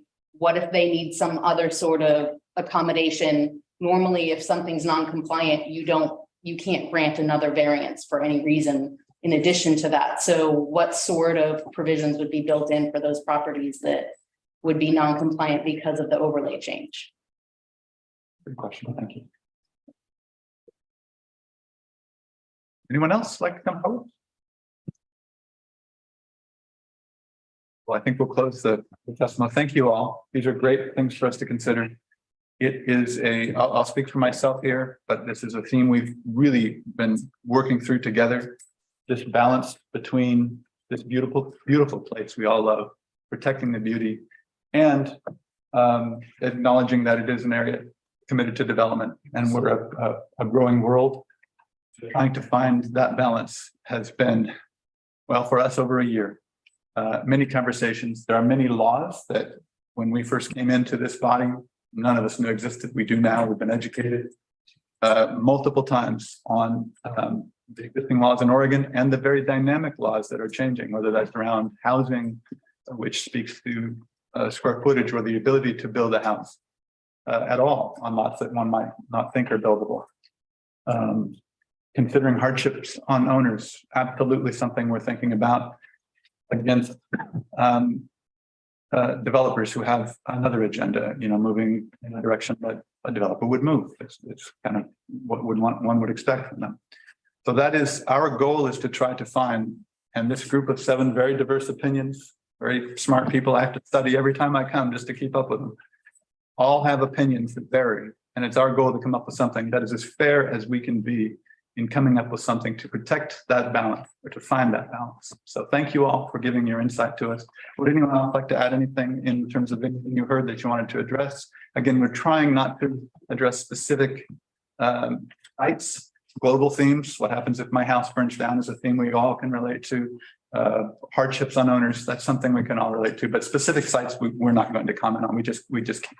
Is there anyone else? Yeah, just a couple of things. There were questions about non-conforming uses and variances, and we would love to hit every contingency in this wetland overlay zone, but honestly, they've been addressed at other places. And I just want to share for the couple of people who brought the question up, a couple of provisions of our code, if you know how to access it. One is chapter 17.82, non-conforming lots and pre-existing uses. It tries to address the questions that were brought up today. The other is variances. Those are always available for anybody who asks. That is 17.84. Doesn't matter whether it's a wetland or trees or whatever it is. There's always a question, the availability to seek a variance. So I just want to. I'd like to add anything to what we've. That is even further clarified in the revised code, stating that activities and uses in existence are continued and allowed to be maintained. Furthermore, there was a question about vegetation. That is not something that comes before planning commission. That would be a type 2 process. You just come into the city and say, here's the plan. So you don't have to go through a long hearing or anything else. So vegetation is treated differently than other uses under this new code. And in terms of property value, we did try to strike a balance and say, we want to make sure that everyone does get some use out of their property, so there's not a reduction in the value of the property. And that was very much front and center in our conversation, and we're very aware of the state laws around that. Anyone else? Okay, well, thank you all again. So we'll now, I think, a discussion amongst ourselves, we may continue this, given the letter from the state. We want to start there with a letter or Is your vision that we would continue all deliberation or do some deliberation tonight and continue for a final decision? I think that's up for a discussion. We could. So I saw a number of the comments that came in that were requesting us to delay this out, to continue this further in its entirety, including public comment and deliberation and everything. Based on that, generally most of the city, most of the community hasn't been made aware, except for about seven days ago, of a lot of the most recent changes in to this ordinance. So it's not been a huge amount of time. And I saw that argument made a number of times through the public comments that it would be worthwhile for us but based on that solely, and the DLCD decision and everything is the letter makes further reinforcement to that, but for us to continue not only just deliberation, but the entirety of everything. I'm fine deliberating tonight about it and discussing what ideas we have based on the comments we've received so far, and then reopening it as well at a continued. Maybe tonight we could take away some of the themes that we'd like to address next time, so we all have something to think about, and so people have an idea of where we'll be taking this. Yeah. Steve, the forgive me for not getting the acronym, EES, easy. Yeah. Please. I'm sorry. When is that complete, or do we know? No, we don't know. We're still waiting. We got some general comments. I think Keith and Marcy are in the process of kind of further refining that based on some of the comments that we've recently met.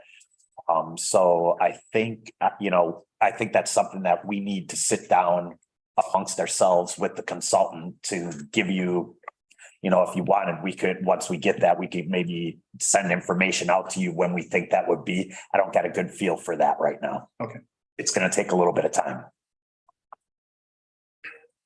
I'm okay continuing this. We should continue. Would we need to make our decision? Would we need to have that EC analysis? This isn't submitted done until we get that. Yeah. So, But do we need it? I think your question's a good one. Do we need it to be? Do we need it to be able to submit our approval for council to then take a look? Or I think what you're gonna want. Thank you. Thank you. I think what we're gonna want is, I honestly would be interested in sitting down with Marcy and Steve and Robert and going through the comments as a focus group. I think we need to do this in a public. No. At this point, I think we did. Yeah. Do the comments themselves, do we not get? These comments from the. Yeah, they're gonna synthesize those. No. Yeah, that's what Steve said. If you'd like us, to do something to that effect. I think what it was more than anything was just to take them. And if anyone had any specific feedback to us from that, we could do it. But if that's something that you're interested, we could try to put something together. The comments on the public record, we need to deliberate regarding those comments in a hearing. Okay. I think regarding the easy, we at least want to have a solid draft that we feel comfortable with at a minimum. Right now, we have a very rough draft. We want to bring something back that is what we believe have had the opportunity to maybe talk to our DLCD representatives to see if we're on the right track before we would bring that back. Because I think we want to have something pretty solid when we finally make a recommendation to council. So when it goes to council, we're almost at that point of having it complete. It makes sense to me that we should be able to look at that analysis before we make a recommendation. Yeah. Is there a way to address some of the concerns that we've heard tonight?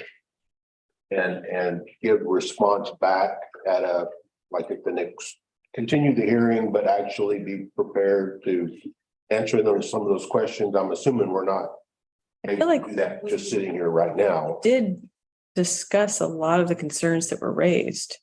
We need to figure out the insurance, but that wasn't new one to me. I mean, the I don't know if house that's our- burns that's down. our- I'm That's, not sure we'll ever. no, that's not us because that's a part of the conditional use code.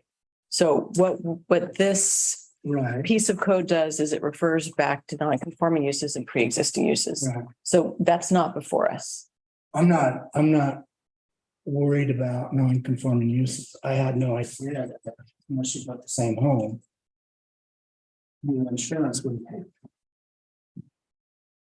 Yeah, it's okay, so. I don't know that that's true and I don't think. Yeah, that's what I kind of heard, was it not? Did somebody mention that today? I heard it mentioned. Yeah. Yeah, and that's something I would like to know. I mean, I can't solve the problem, their property for them, but I would like to know what the truth is. Yeah, the facts are. I don't think that's dangerous for us, in Yeah. as much as each insurance company is gonna handle that differently. I think we can have a reasonableness clause where we allow someone to put something back in place that was there or is reasonably close to what was there. If- After that, we get into chasing insurance companies and that'll be a losing proposition. We will not get that right. Okay. I'm okay with that. I'm not sure that's the answer everybody wants. Yeah, I don't think that's our. Do we want to look just briefly at some of the comments that were received in letter form? Yeah, that kind of brings me.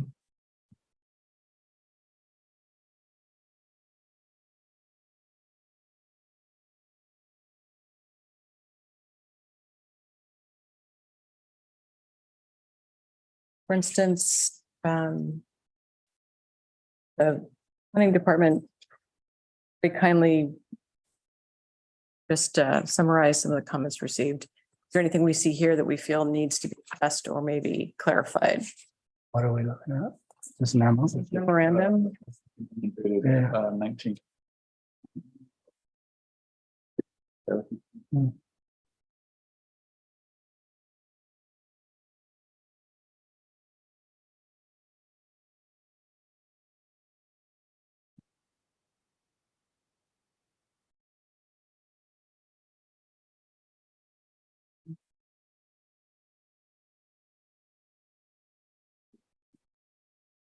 Do you want to go through them?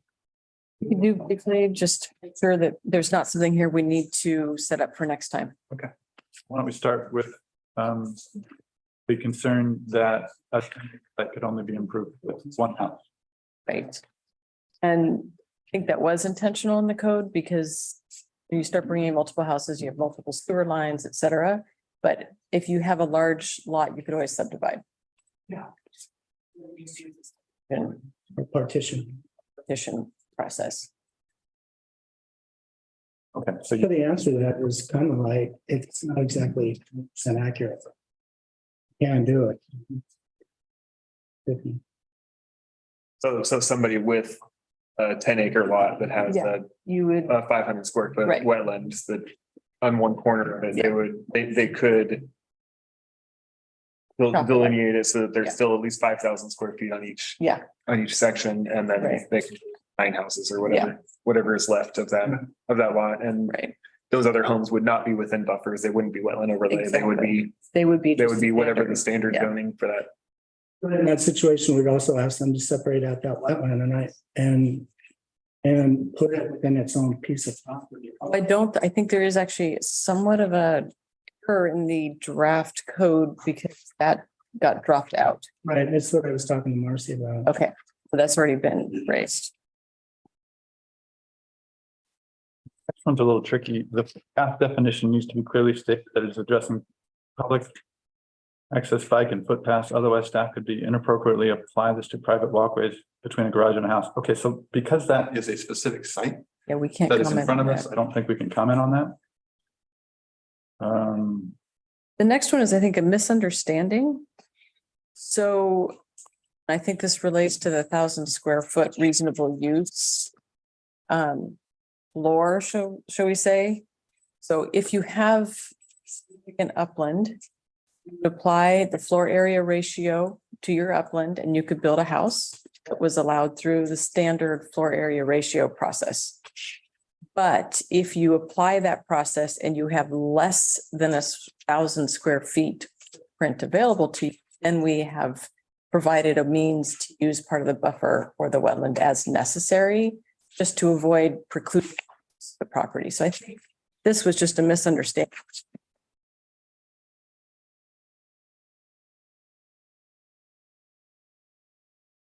Next one also go on the forest. It might a little bit. I don't think we can comment on that one just because it's a case currently in front of us.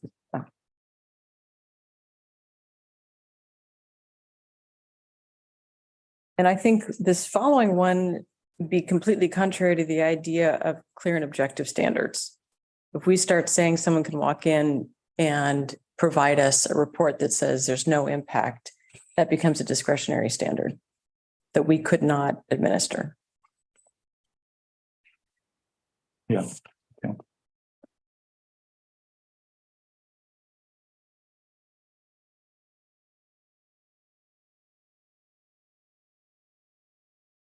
The maps have been a problem all along.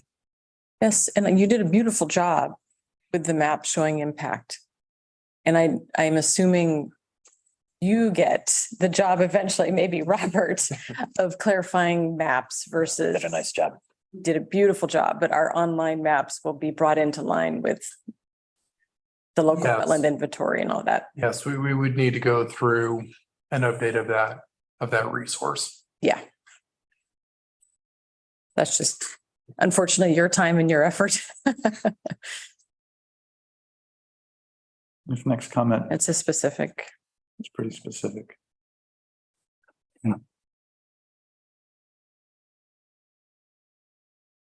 Although I think it's covered by, if we get an overlay is covered and the streams covered. Yeah. Kind of addresses.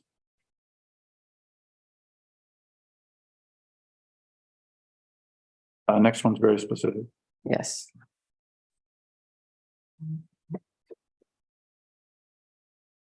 I think we've addressed this one, by the fact that we're continuing the meeting. There was a concern that things been due to death. Not the case.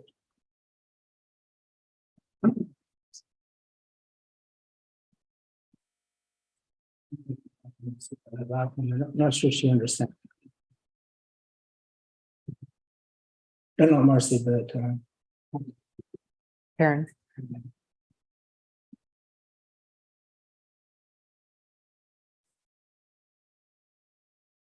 We'll just work on that with them. Okay. Yeah, that might be helpful.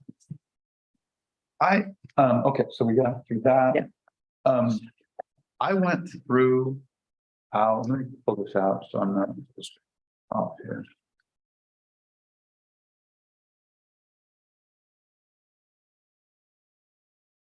So I went through, I think it's our September edits and compared that to what is in the package. And they weren't changed item for item pursuant to some of the concerns that were brought up by Marcy. Not necessarily that they should have been, but a couple of them stood out to me as that we had conversations on, and it just feels like it was left off. So, and I don't know the process for how we came from a red line to the draft that's in here, so they've just done transpositional error, or maybe it needed to be discussed first. But I'll bring up a couple. We can talk about the process behind the map again.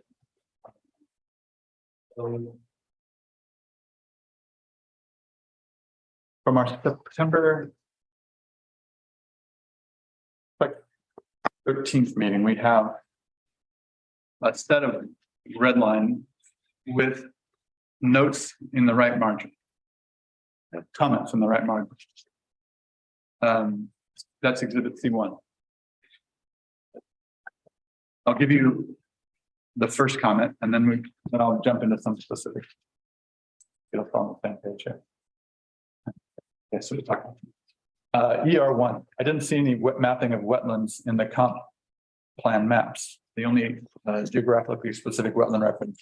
That's not a good example, so let me find a better.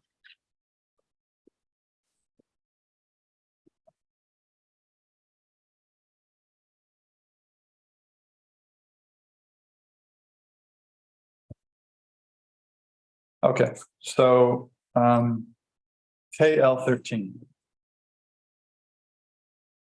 No, KL 12. Permitting authority presumably refers to the city. Not using consistent terminology when referring to the city and the approval authority is currently an issue at the CDS. We still have permitting authority throughout the document. And I don't remember the. It might not be a bad idea to have maybe Marcy come up and then Keith Leiden is also on there and KL is probably a comment from Keith. So those guys may want to chime in as well a little bit here. Marcy, thank you.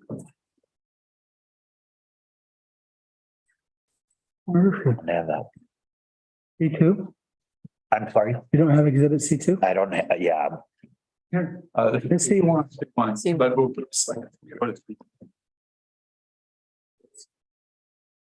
so Marcia, maybe you can fill me in. You guys have great notes in the margin on exhibit C1. If I go to. I think if you just were to address that last comment to Keith, I think he could answer it. Sure. About the approving authority. Hi, Keith. Did you hear the question? Yes, I did. So this is something that I've seen just generally in the code. There's different references to what is the city. Sometimes it says city and doesn't really indicate who would be the approving authority.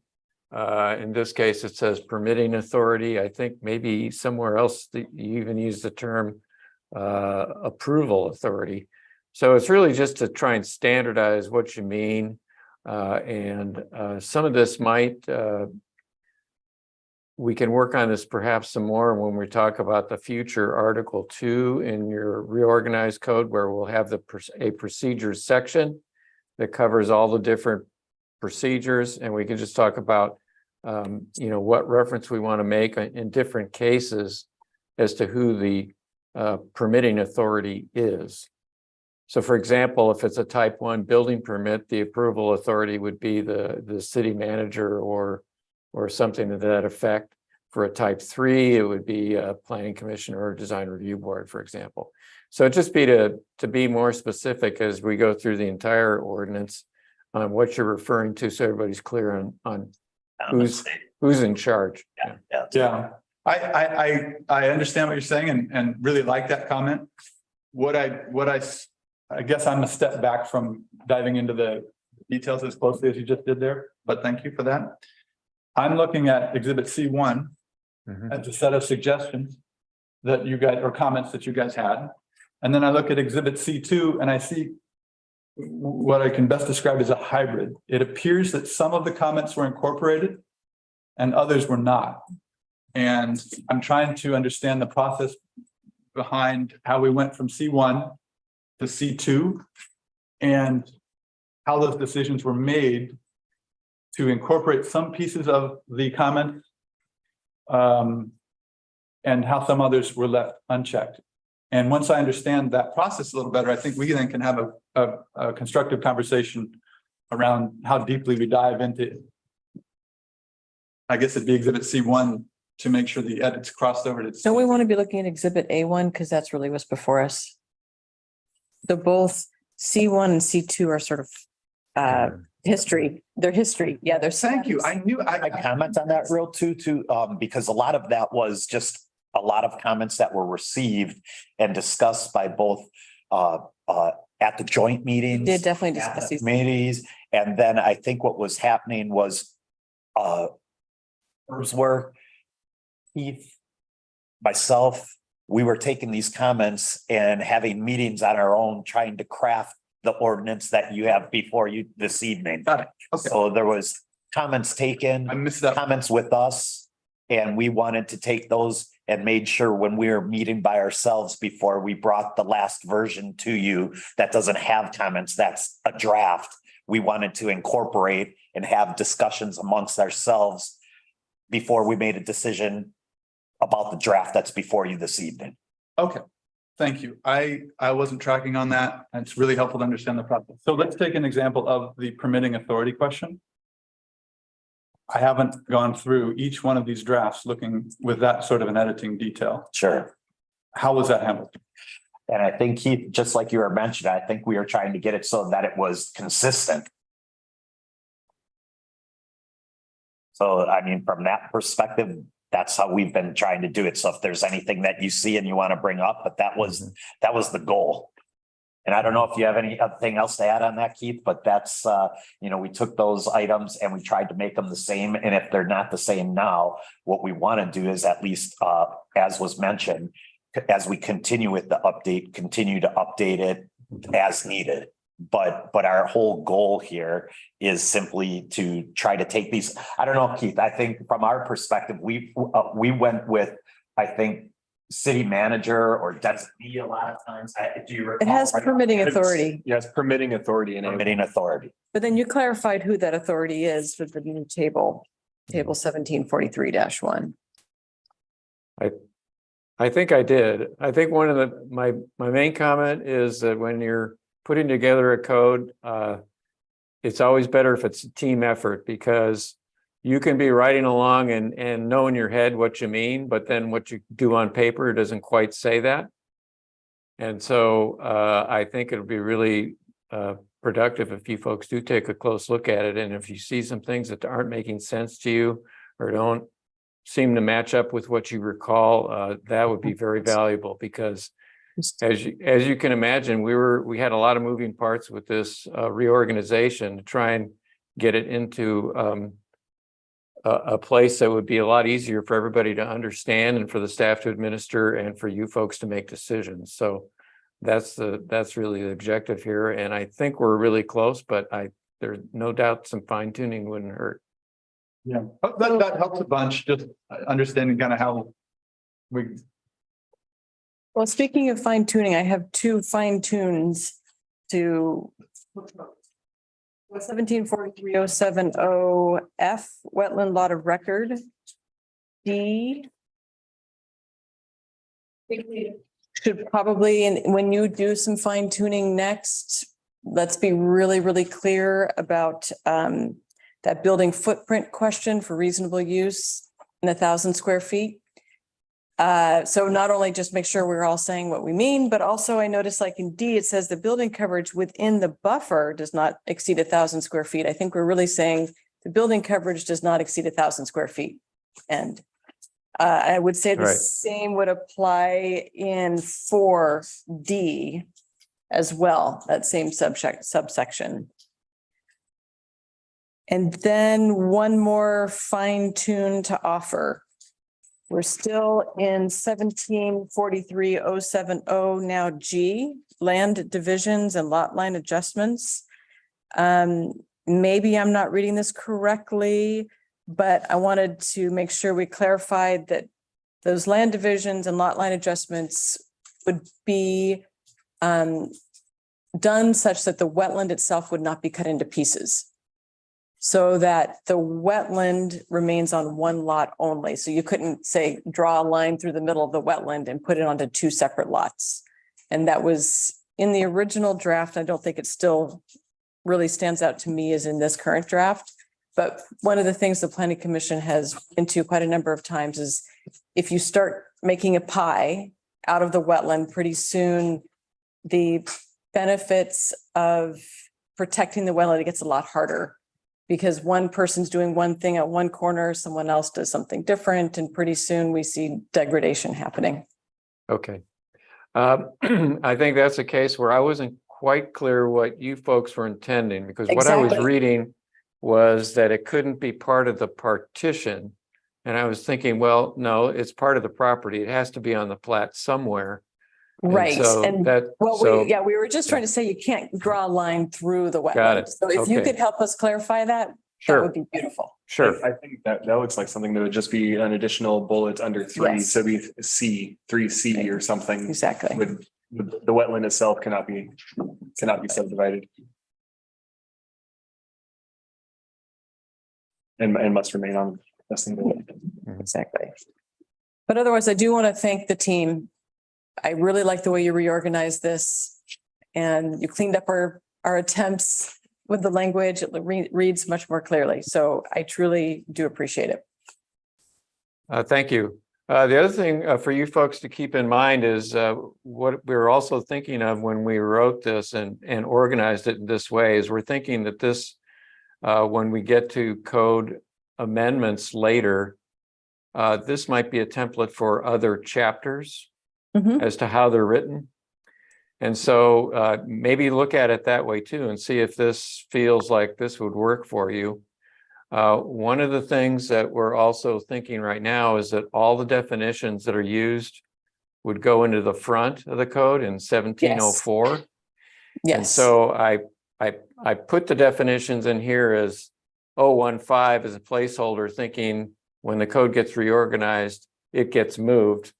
And then the numbering just goes 010, 020, et cetera. So, but if you have some questions or concerns about the organization, this would be the time to talk about it because we're at least thinking this could be the template for other things later.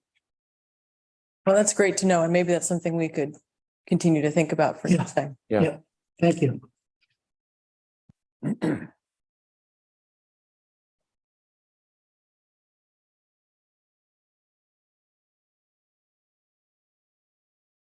Your thoughts?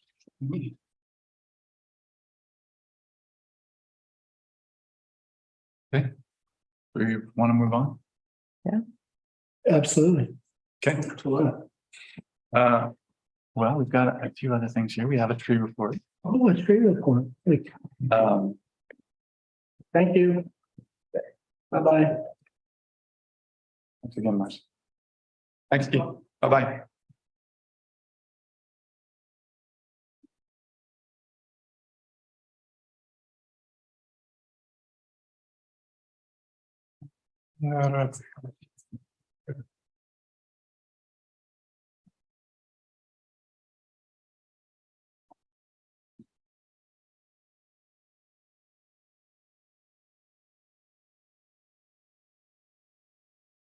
The month of September. When was the last tree permit? When was the last time we touched on this? July. I think maybe August, this meeting, Okay, I'm gonna start. I think. I know, did we have an August meeting? Dark skies. Dark skies. Oh. I'm not sure we touched on this during that August meeting, just in case we did not. I'm gonna start with August. So during that month, 2 trees were removed in conjunction with construction, 2 dead trees were removed, and 2 hazard trees were removed. And out of those trees, the ones that were removed in conjunction with construction and the hazard trees were required to be replanted. The parcel that had the 2 dead trees was the Cannon Beach Conference Center, and they have a sufficient supply of trees to not necessitate a replanting requirement. Moving into September, there was a permit issued for new construction at 3947 South Hemlock. This permit was for 16 trees to be removed. The arborist did not specify a replanting requirement due to the number of trees remaining on the site, which exceeded the minimum density of 5 for the 5,000 square foot lot. Moving into October and noting that this month is not yet complete, we have had a combination of trees. 7 of those have been hazard trees and 2 of those were dead. Out of the replanting requirements, all 7 are required to replant. Hey, Robert, question. Can we go back to the form we had that allows us to kind of prepare in advance? Yeah, That form? I know I, you're busy. no, I can find that and Okay. make sure that gets integrated in.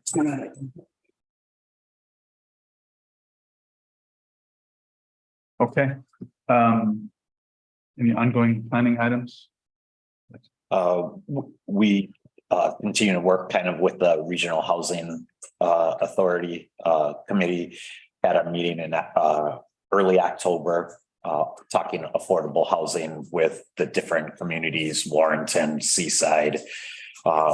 Just a general discussion. We had several counselors who attended those meetings as well. So the school rejuvenation project is ongoing. Police and City Hall continue to move along, so we'll probably be seeing, you know, some components of those at some point in time before the commission. I don't know if it's an ongoing filing item or maybe more go to the order, but in any case, I'll throw it out. I have been approached a couple times by the design review board or members on the design review board talking about, it was, I think, the school project in particular, and I didn't get into too many details, but I'm not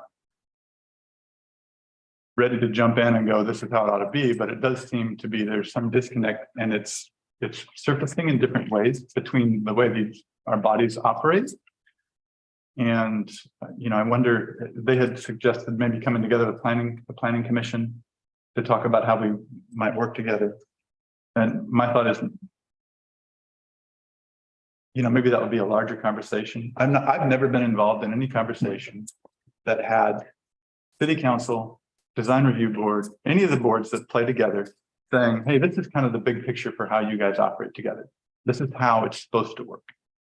And that might be helpful. Okay. It has been asked of me to bring it to a work session item here, and I'm not sure that this is the body for that.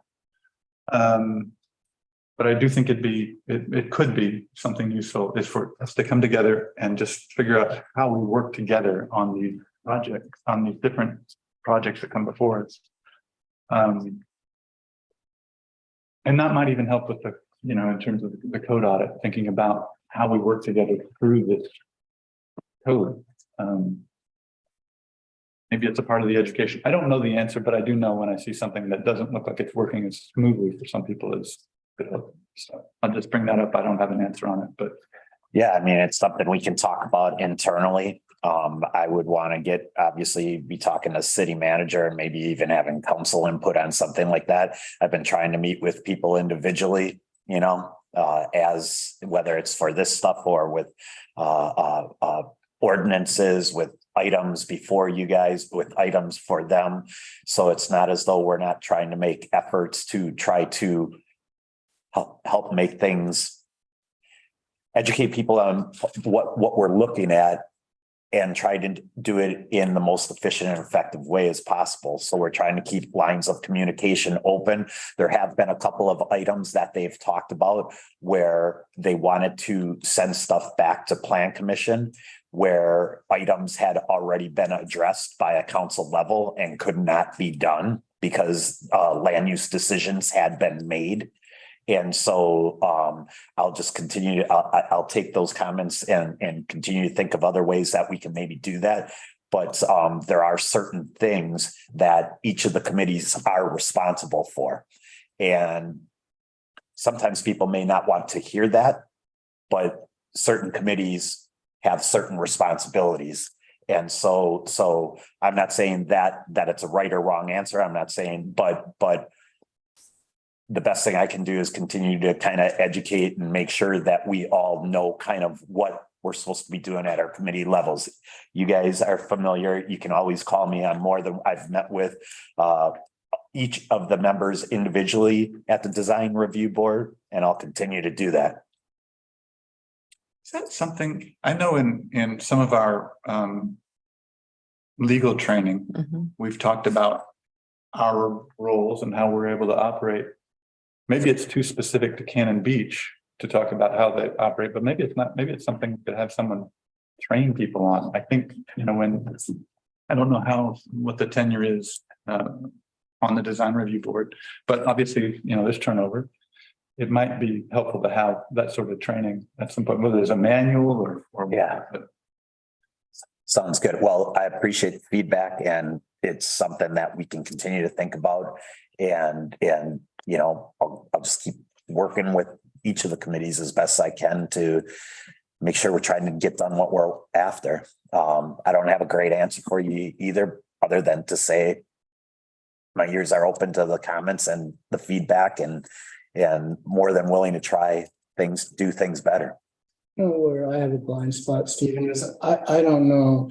I know you guys are running ragged back there. It's behind closed doors and I don't see any of it and I don't need to. But if I do see it, you know, like when I get a package that looks like this, I understand why. You know, I think just having that discussion of, you know, for me, what do you guys do? How does it work for you? And what pressures are you under? And, you know, where do you feel like you can do shortcuts and make compromises and stuff like that? So, I just know that stuff. When I see something that is difficult for me, I go, oh, you know, I know exactly what happened right there. Sure. And if we could do that, you know, in the spirit of continuous improvement, you know, I would like to do it as, I don't know if we can do it as an executive session, or we can just sit down and say, okay, so here's what we got to accomplish. Are we going about it the right way? I mean, I know we're constrained by law, but in just these little communications that go on between us, what can we do better? I see, Bill, your picture up here for the first time tonight. I bet that means your hand is up. Yeah, I heard the discussion and just the executive session. I want to be careful about that. You know, there are real limitations on the ability to discuss topics like what you're discussing, as the Oregon Public Meetings Law is really that the public's meeting be done in public. And so, you know, you really, it'd be difficult to do an exec session. So what you're suggesting, Bill, is we sit down and have a kind of a continuous improvement discussion in front of the public. Pretty much. Okay.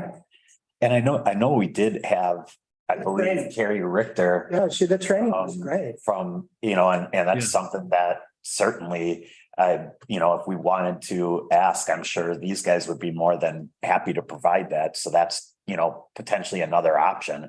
You know, I think we did that. It might have been April, May sometime in there. And even if it's a refresher, you know, yearly or something to that effect, I mean, at least that's a little something to continue to try to do that improvement.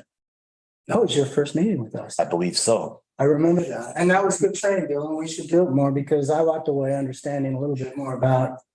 Yeah, happy to do it. And I think it makes a lot of sense. It's, you know, let's maybe put the heads together and think about what topics we want to cover, and we can get that to you. And after that, just what you guys do behind the scenes. So sounds good. Yeah. Sounds good. And then the last thing I had was dark skies. We had a little recess there over the summer. But wanted to make sure we did not drop that conversation on dark skies. Yeah, I have got a lot of feedback. I kind of put some things together, got a little bit of feedback from people, but I think it might be worthwhile. I know council's retreating again in a little while, and that might be an ideal time to, you know, also just share what we had conversed about with them. Yeah, I would love to see that become a product that actually goes to council and gets considered. And if you need us to look over what you did again, I know you sent it to us, but I think you may not have gotten much comment back. I know there was a council, but if you want, maybe what I could do is even send that out one more time if you'd like. And if people want to take a look at that, just before I send it off, just to say, hey, yeah, this looks good, or please add this, I'd be happy to do that. So it's not currently on any agendas? Not yet. Okay. And so our goal with that would be just, I guess we're coming back to the conversation. Yeah. The notes will kind of reinvigorate the conversation. For our next meeting, we can talk about refining those and then. Yeah, should we have it as a work? I guess if you want, I could put it on. That might be the easier way to take a look at it. And I think in the end, and again, look for your direction, but we're doing the code audit. You know, it might be one of those ones that the the idea is to take that and just make sure that those comments and ideas and concepts get incorporated when we're looking at it, just like we were doing this evening for the wetlands. Yeah. Is kind of where I see it. I'm not saying that's right, but that's kind of been my thought so far. Yeah, it's a little different process, but I hate to lose the weight. I hate to waste the energy behind, but we're not pushing forward. So we didn't identify it as one of the 4 priorities, but we have spent time on it. Why not? Yeah, we should make sure that we've got it. At least make sure what we discussed actually makes it to some finish line somewhere. Yeah. Is there anything, okay, so that was kind of planning items. Anything else for the good of the order? I just have a quick question for Bill. It came up today and I just want to understand it. Bill, are you still with us? I am. So we're in this legislative mode with the wetland overlay rewrite. And we're taking comments from the public and from the state and from various sources.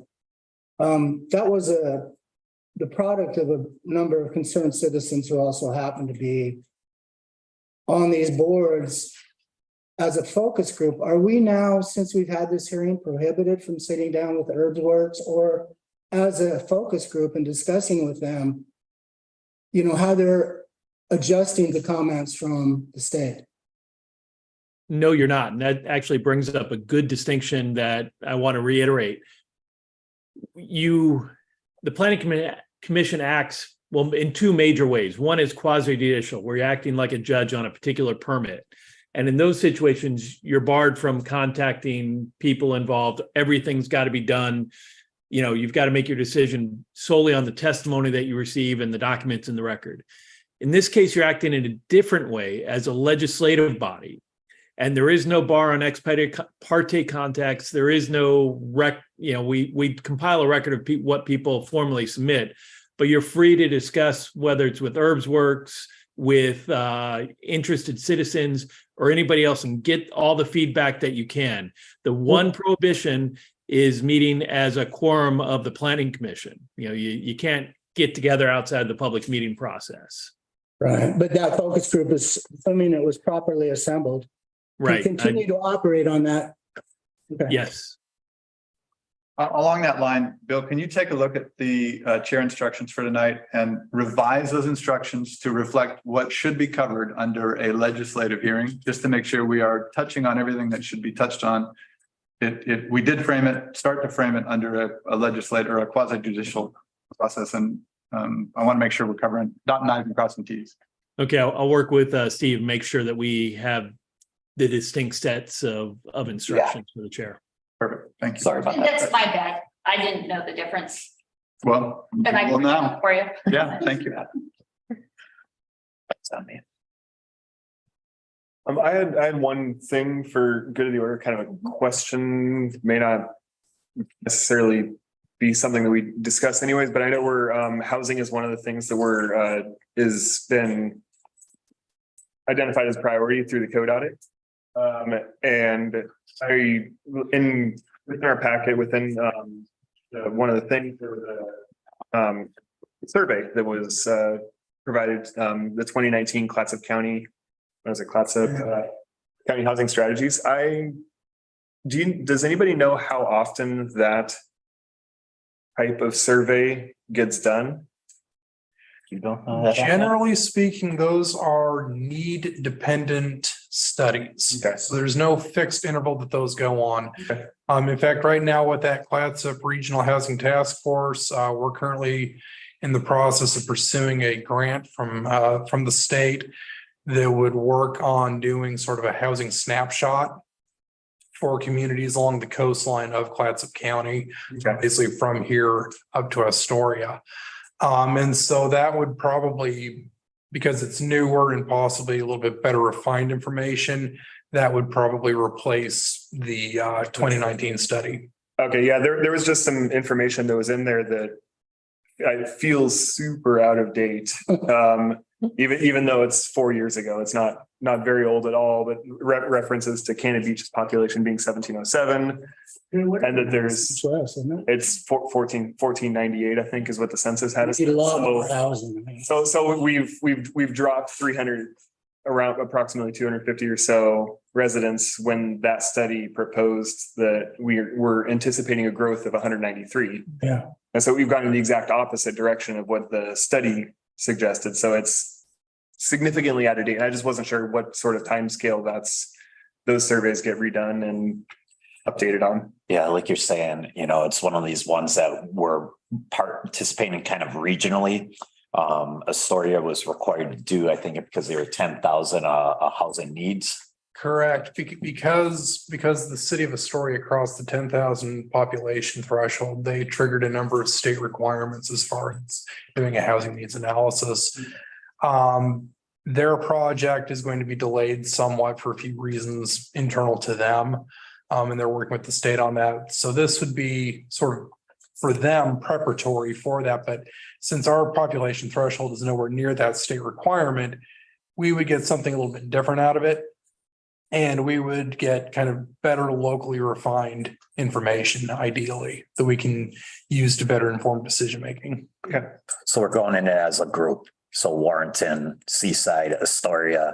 And so that's what the grant was for. And so that will allow us to provide a study that gives us more up-to-date information, similar to what you've seen in that, the one you're referring to in the Clatsop County. But more updated. Yes.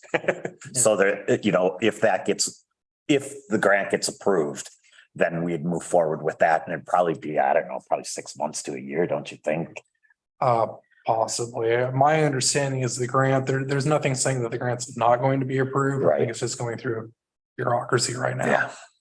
Okay, cool. Thank you. Anything else for the good of the order? No? Okay, we'll adjourn. Thank you. Thank you, everyone. Thanks, everyone. Thank you. Good meeting. Good meeting.